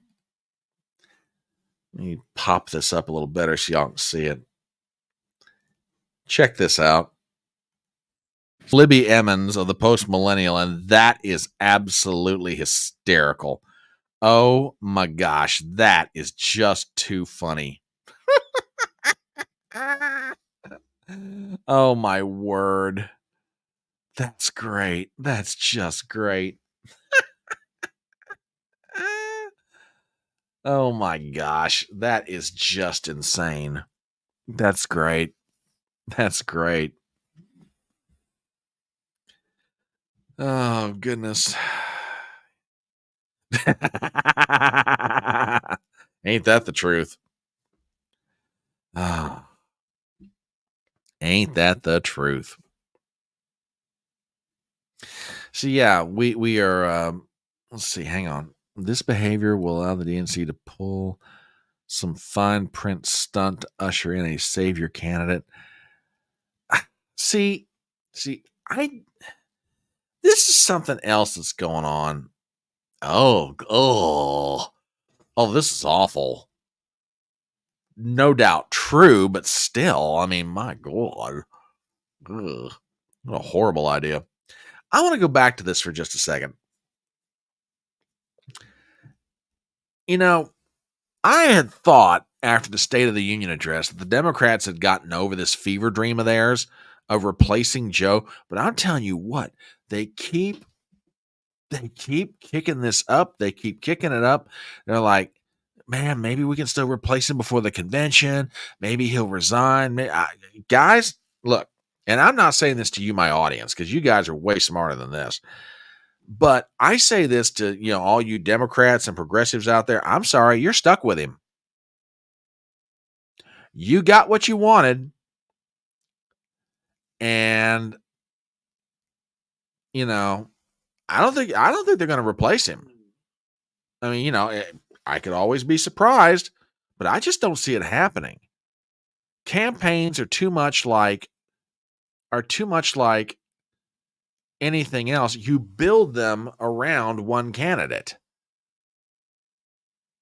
I don't see how you pull Joe Biden out of this and plug in somebody else. Plus, here's the other consideration. All right, let's assume for a moment that the leadership of the Democratic Party would love nothing better than to than to get rid of Joe and replace him with, let's say, Gavin Newsom or Gretchen Whitmer or whoever. What are you going to do about Kamala Harris? What are you going to do about it? You just can't step over top of her and put in somebody else. The problem is the Democrats know if they put her in, they'll lose even bigger than if Joe's on the ballot. But you can't ignore her. You cannot ignore her at all. You've got to do something with her. If you're going to replace Joe, you've got to deal with that problem. And that's why I don't think they're ever going to get rid of him. You really don't. Oh gosh, that's true. That's absolutely true. Oh, that's too funny. Too funny.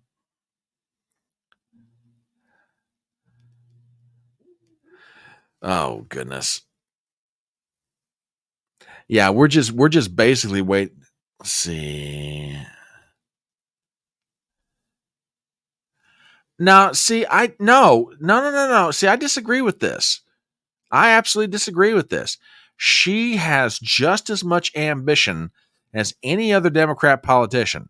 She knows if Joe goes down, that she's one step away from potentially being president. She's not going to give that up. I mean, she's the vice president. Plus, here's the other consideration. You mean to tell me that the Democrat leadership is going to step over a African-American female vice president in the name of putting somebody else in? They can't afford to do it. I mean, they could offer her the biggest sweetheart deal in the world. I don't think she takes it because I think she's just delusional enough to believe that she could win this thing.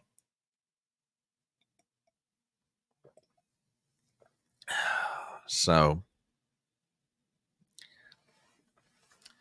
there you go. Yeah, I'm keeping an eye on YouTube right now, and we're just basically waiting for Trump to sit down with Tim Pool. Kash Patel is still there. He's talking about his book, Government Bank.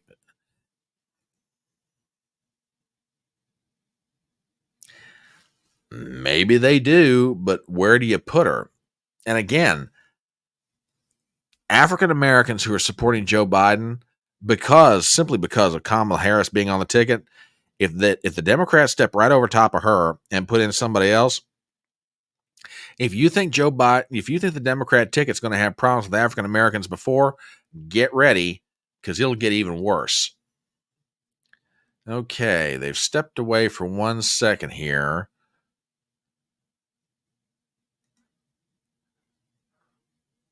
Could be. This could be true too. This could be very true. Okay, it looks like they may be wrapping up. They may be wrapping up their interview with Kash Patel.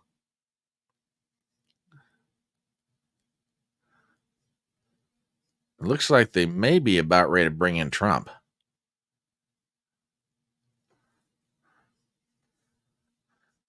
If he takes this behind a paywall, I'm going to absolutely scream.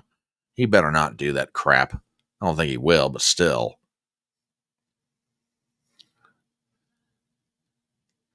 Okay, everybody's kind of winding down right now. They're giving their outros that they would normally give when they're going out. So I tell you what, let's pop over. Let me see if I can get this thing pulled up on one side here. Give me a second. Let's see where we're going.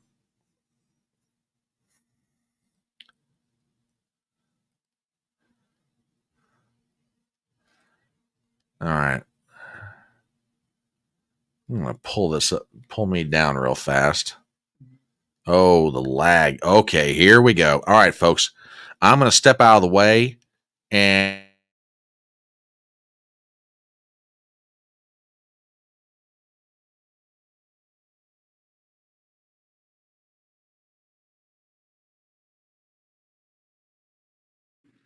How are you? Nice to I'm very good. Nice to see you. We met at Mar-a-Lago a couple weeks ago. I remember. Yeah, you complimented my face. I really do appreciate it. Your beauty. Thanks for sitting down. I really do appreciate Okay. it. So I know you don't have a lot of time, so I'll just we'll jump right in. Okay, good. We had a couple polls we went over on the show, on our show, IRL. Young people, surprisingly, immigration is a top issue for them now. I was talking to a young guy, he's 26. He says he's watching what's going on in New York. He owns a business. He can't afford to buy his own house. He struggles to be able to support a family. And I know that you've said that there's going to be the largest deportation effort in your next term. How do we do it? So millions and millions of people are coming into our country, and it's not necessarily exactly what we want or had in mind. They have open borders where people just flow in, and many of those people are coming from prisons. Many of those people, frankly, are murderers and they're drug dealers, and they're coming from mental institutions, and they're coming from places that are not going to work very well. It's not going to be very good for our country. So we're going to start with that, and we have to get them out. No country can sustain what we're going through. I believe the number is 15, 16 million, could even be 17 million people right now. That's more than that's bigger than almost all of our states. I think it's freaking out young people. How do we do it though? I mean, is it going to be new personnel? It will really be done with local police. You know, the respect has been taken away. The honor has been taken away from our police forces. They're not allowed to do anything. And whether it's libertarian or not libertarian, you have to have law and order. You can't have 500 people walking into a department store and just walking out with everything they have. And we have to give honor and respect back. And I believe immunity, because, you know, so often when a police person does their job, they end up with no pension. They end up with no house. They end up with no family. Everything's taken away from them. They have to get their own lawyer. So we're going to give them back their dignity and their strength. The local police know the criminals that we're talking about. They know their first name, their middle name, and their last name. They know everything about them. And we're going to have to let them do that. And they will bring them in. We have no choice. And these are in many cases, and this is from all over the world, not just South America, which is big enough, but they're coming in from the Congo. They're coming in from all parts of Africa. They're coming in from all parts of Asia. And it's an invasion into our country, and no country can handle this. So we're going to have them taken out. Local police, we're going to work very closely with the local police, and it's been done before. We had Dwight Eisenhower, believe it or not, did the biggest deportation. He pretty much stopped it. Strange that we mentioned Eisenhower because you don't think of him that way, but he did a massive deportation where people were pouring in. The next big question that we get a lot is there's two components to this. The first is many of the libertarians here, we want to see firings. We want to see in the bureaucracy corrupt individuals, the bloat.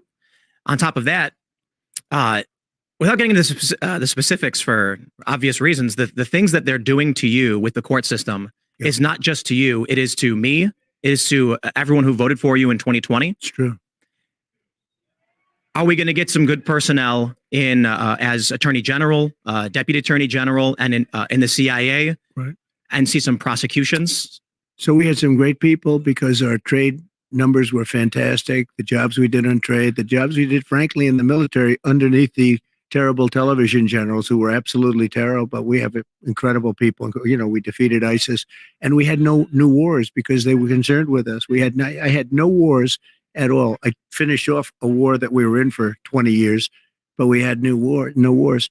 And we have to get the right people. It's all about the people. So when I first came here, I was only in Washington 17 times in my life. All of a sudden, I'm president. And I really knew nobody. I relied on people. Some were good, some were rhinos, some gave us some bad advice. And generally speaking, we had very good people. But we had some that we have to do better. Attorney General, we have to get a great Attorney General. And I'd work with the Libertarian Party on that. I think it's very good because, you know, I view the Libertarian Party as almost a party of common sense, largely of common sense. And I say that about the Republican Party, too. We're a party of common sense. You want borders, but you want fairness. You want a lot of things that a lot of other people don't talk about.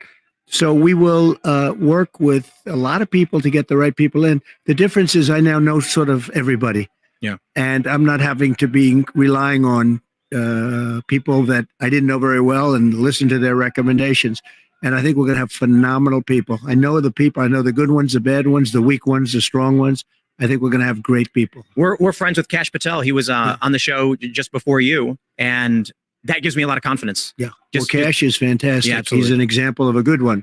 Yep. We have some great people, but Cash was a great example. Devin Nunes, as you know, he's fantastic. Absolutely. So many great people. So when it came to foreign policy, I'll be honest, I didn't vote for you in 2016. I was jaded. Obama let me down. I'm from Chicago. I thought 2016 was silly. And then in 2020, with the timeline for getting out of Afghanistan, right? When you tried to get our troops out of Syria, my question is, why are we in Syria? Who even knew? Yeah. And they lied to you and they lied to us about the number of troops in there. And so maybe it's a bit blunt for me to say I want to see people prosecuted for the lies of the American people. But in terms of foreign policy, perhaps it's a little bit of a biased interview, but I think you're the greatest president of my lifetime. I appreciate it. And ending the wars that we should not have been involved in. Now the fear is World War III. Yeah. What are you looking at when you enter your next term to stopping the escalation? Well, first of all, I'm the only one that is going to stop World War III, because this man can't put two sentences together. He doesn't know what he's doing, doesn't know where he is. And amazingly, it seems like he's going to be running. You know, it's a lot of people say, do you think he'll make it to the starting gate? Well, we'll see what happens. But if you look at Viktor Orban, because we don't want to see wars. I don't want to see wars. I was in no wars other than we finished a war with ISIS and we completed it, 100% complete. But I don't want to see wars. I think it's so horrible, so unnecessary, so costly in terms of lives and money in that order, and destroying these countries. You know, you're destroying culture. When you look at Ukraine, that would have never happened if I were president. You look at the October 7th attack on Israel, it would have never happened. Well, I look at your policies, I see secure the borders, bring jobs back. I look at the Democrats and many Republicans, and it's foreign war and foreign expansion. That's right. What is that? I think it's just a failed mentality. It's crazy. You can solve problems over a telephone. Instead, they start dropping bombs. I see recently they're dropping bombs all over Yemen. You don't have to do that. You can talk in such a way where they respect you and they listen to you. Viktor Orban of Hungary, you know, the leader, they call him a strong man. Who cares if he's a strong man or not a strong man? He's a very powerful guy. He said the problem the world has is that Donald Trump is no longer president. When he was president, China didn't play around, Russia didn't play around, nobody played around, and we had no problems. Today, the whole world is on fire. I heard that funny, there's a conversation from a phone call where you said that there was they maybe thought there was a 5% chance you'd nuke them. And so it kept them in line. It's kind of scary to think about, but you take a look at the weakness we have now with Ukraine and the money that we are wasting. You know, I'll bring it back to the economy. This young guy I was talking to about immigration. Actually, I'll put it this way: there's a viral video where a young man screaming that we're sending hundreds of billions to a country no one's ever heard of, and young people are hurting in this country. Do you see any direct economic policy that is on your list for 2025? Direct economic, but also direct in terms of warfare. We're spending hundreds of billions of dollars all around the world. But when you look at Ukraine, we're giving all of this money. Europe, which is much more affected by that war than us, is spending just a tiny fraction of what we're spending. And you say, does anybody at least get involved in this? But more importantly, I will end that war. I'll get it ended. Putin respects me. Zelensky respects me. I know all the players. And I want to get that war ended. It's a horrible war. It's a terrible, there's no good war, but that's a horrible war. And to think it would have never started. It would have never started. If the election turned out like it should have turned out, that war would have never started. I mean, and you know, the number of lives we're talking about is far greater than the numbers that you hear. When they blow up a town, or when they blow up these buildings, these massive buildings, surprisingly, I mean, these are big, that was my business. These are big, powerful buildings. And they come tumbling down to the ground and they say nobody was injured. A lot of people were killed. Yeah. And the numbers are a lot different than you think. When you will see that happening. When those numbers really get announced, you're going to see it's much worse than people think. Here at the Libertarian Party National Convention, they had one of their, I believe one of their presidential nominees said he wants to see Fauci, the heads of Moderna, Pfizer, Biden, and you locked up for what happened during COVID. I don't agree with them, but there is a big sentiment. Elon Musk tweeted, prosecute Fauci. Fauci lied to Congress about the gain of function research that was going on. And now we have testimony. Well, I'm the one that stopped the funding. And this was funding from before me. I'm the one that stopped the funding.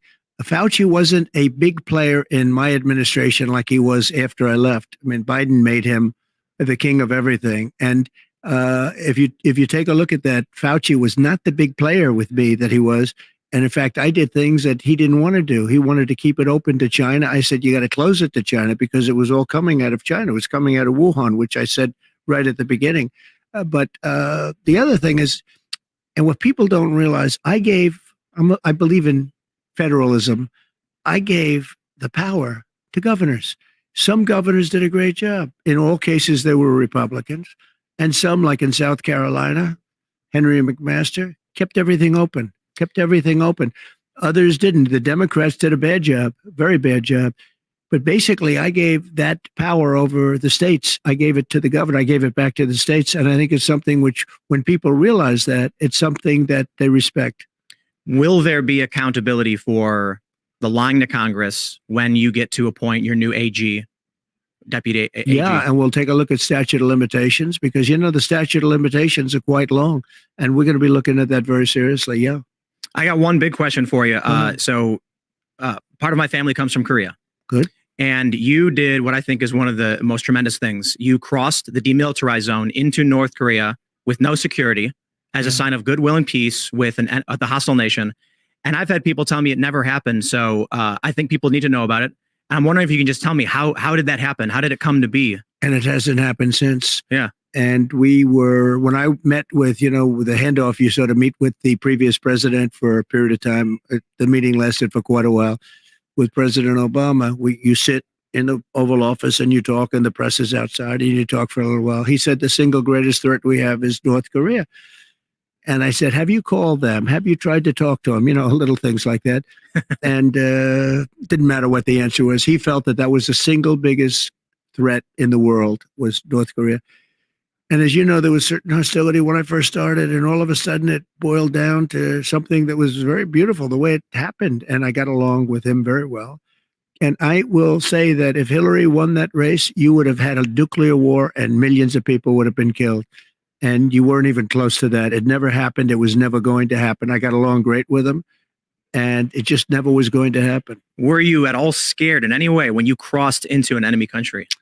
Well, I wouldn't say that Secret Service was thrilled. And in those blue buildings, there were lots of people in those buildings that I looked at. The two blue buildings on each side with the windows.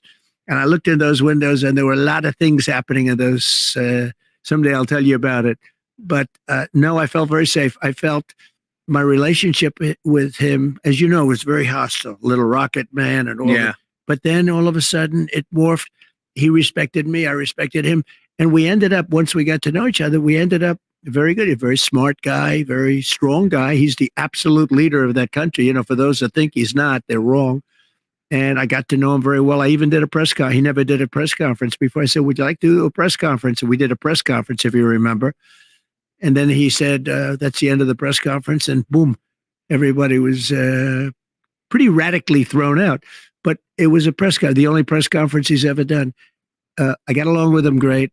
We had no nuclear war. You would have had a nuclear war guaranteed. And you won't if we have the right president, if we have somebody that knows what he's doing, you're not going to have World War III.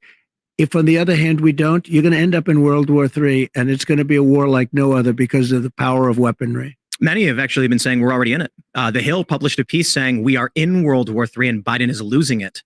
And so my hope is I don't see any logical path for a Biden presidency to fix the economy, to fix anything. He can't fix it. He can't fix himself. Yeah. Can't fix anything. He had a new one the other day, Pack-a-lack. I don't know if you saw that. He was muttering on TV, something like that. Now, crypto. By the way, I just so you know, I know all the leaders. They're at the top of their game. They're sharp. They're tough. They're smart. They love their country, or they do whatever they have to for their country at a minimum. And when they see this guy come in, I think they can't believe it. I know they can't believe it. It's not the right person. So we'll do a couple quick ones. We don't have much time. You announced you're taking cryptocurrency. What we're doing is we're backing it as a form of, as a field. And we have to, because otherwise somebody else is going to be doing it from another country. And as you know, they're already trying. And it's going to happen, and we're going to help it happen. And it's something that can be very good. I think it can be very good. No central bank digital currencies. No central bank. And one more big one. Will you pardon Julian Assange? Well, I'm going to talk about that today, and we're going to give it very serious consideration. And we're going to have a couple of other things to say in this speech that I think you're going to love. I've heard some rumors. And you've gotten so much out of me, I should leave a little bit for the speech, don't you think? Mr. President, it is an honor and a privilege. I really honor. do appreciate you sitting and down you're with very me. respected, I have to say. When I did a little research, and some of my guys said, and I've met you before, but they said just a very respected guy. It's my honor.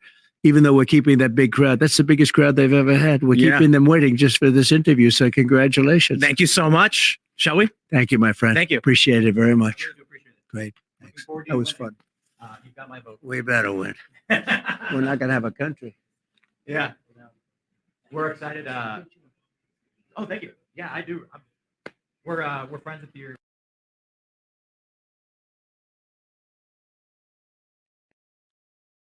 All right, folks, that was the interview. So let me see what you guys are saying in chat. And sorry for that. My computer system is what it is. So I'm trying to do this in such a way that tell me what you think. Let me see what we got here.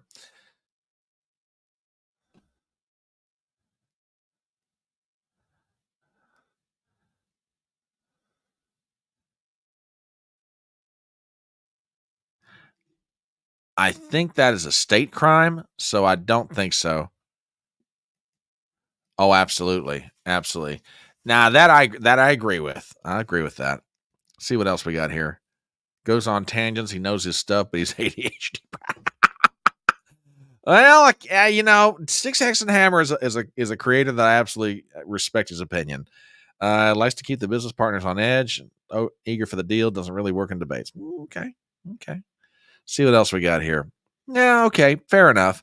There was, now I will disagree with you on one thing. There was one line that's probably going to get some play tomorrow morning. He was asked the question, hey, is your deputy attorney general, your attorney general going to start looking at, people after you? Well, we're going to look at statute of limitations, things like that. Now, maybe it doesn't. Don't be surprised if the Democrats bring it up. So, yeah, I agree with you on this. He's dancing around it. He's dancing around it. He shifted it off to Fauci very quickly. Very quickly. I agree with that. Yeah. I will give Tim credit. I'll give him a lot of credit. I think he tried to press on some issues that he's been wanting to talk. He always talks about for a while. So we'll see. We'll see how this thing plays out. Not necessarily huge earth-shattering stuff. The stuff about the crossing into North Korea I wasn't aware of, so that's kind of interesting to listen to. But yeah, that was the interview with Tim Pool and Donald Trump. So we'll see what kind of play it gets in the media tomorrow. But again, congratulations to Tim. I think it's a big get. So, and speaking of big gets, we all need to get out of here, or at least I do anyway. So, folks, I want to thank you very much for stopping by for the Memorial Day session of Chattin on the Porch. You guys have been absolutely fantastic. Chat's been on fire tonight on both sides. You guys are awesome. We will be back tomorrow night, 7:30 Eastern, keeping an eye on the news and more stuff to talk about. So once again, thank you guys very much. Again, we will be back tomorrow night, 7:30 Eastern, Rumble, YouTube, Twitter. Thank you guys ever so much for continuing to spread the word about this little channel. It's been a lot of fun. It continues to be a lot of fun, and it will get better and better and better. Thank you guys very much. Have a great night. And remember those words of the great philosopher Tom T. Hall. It's faster horses, younger lovers, older whiskey, and more money. We'll see you later.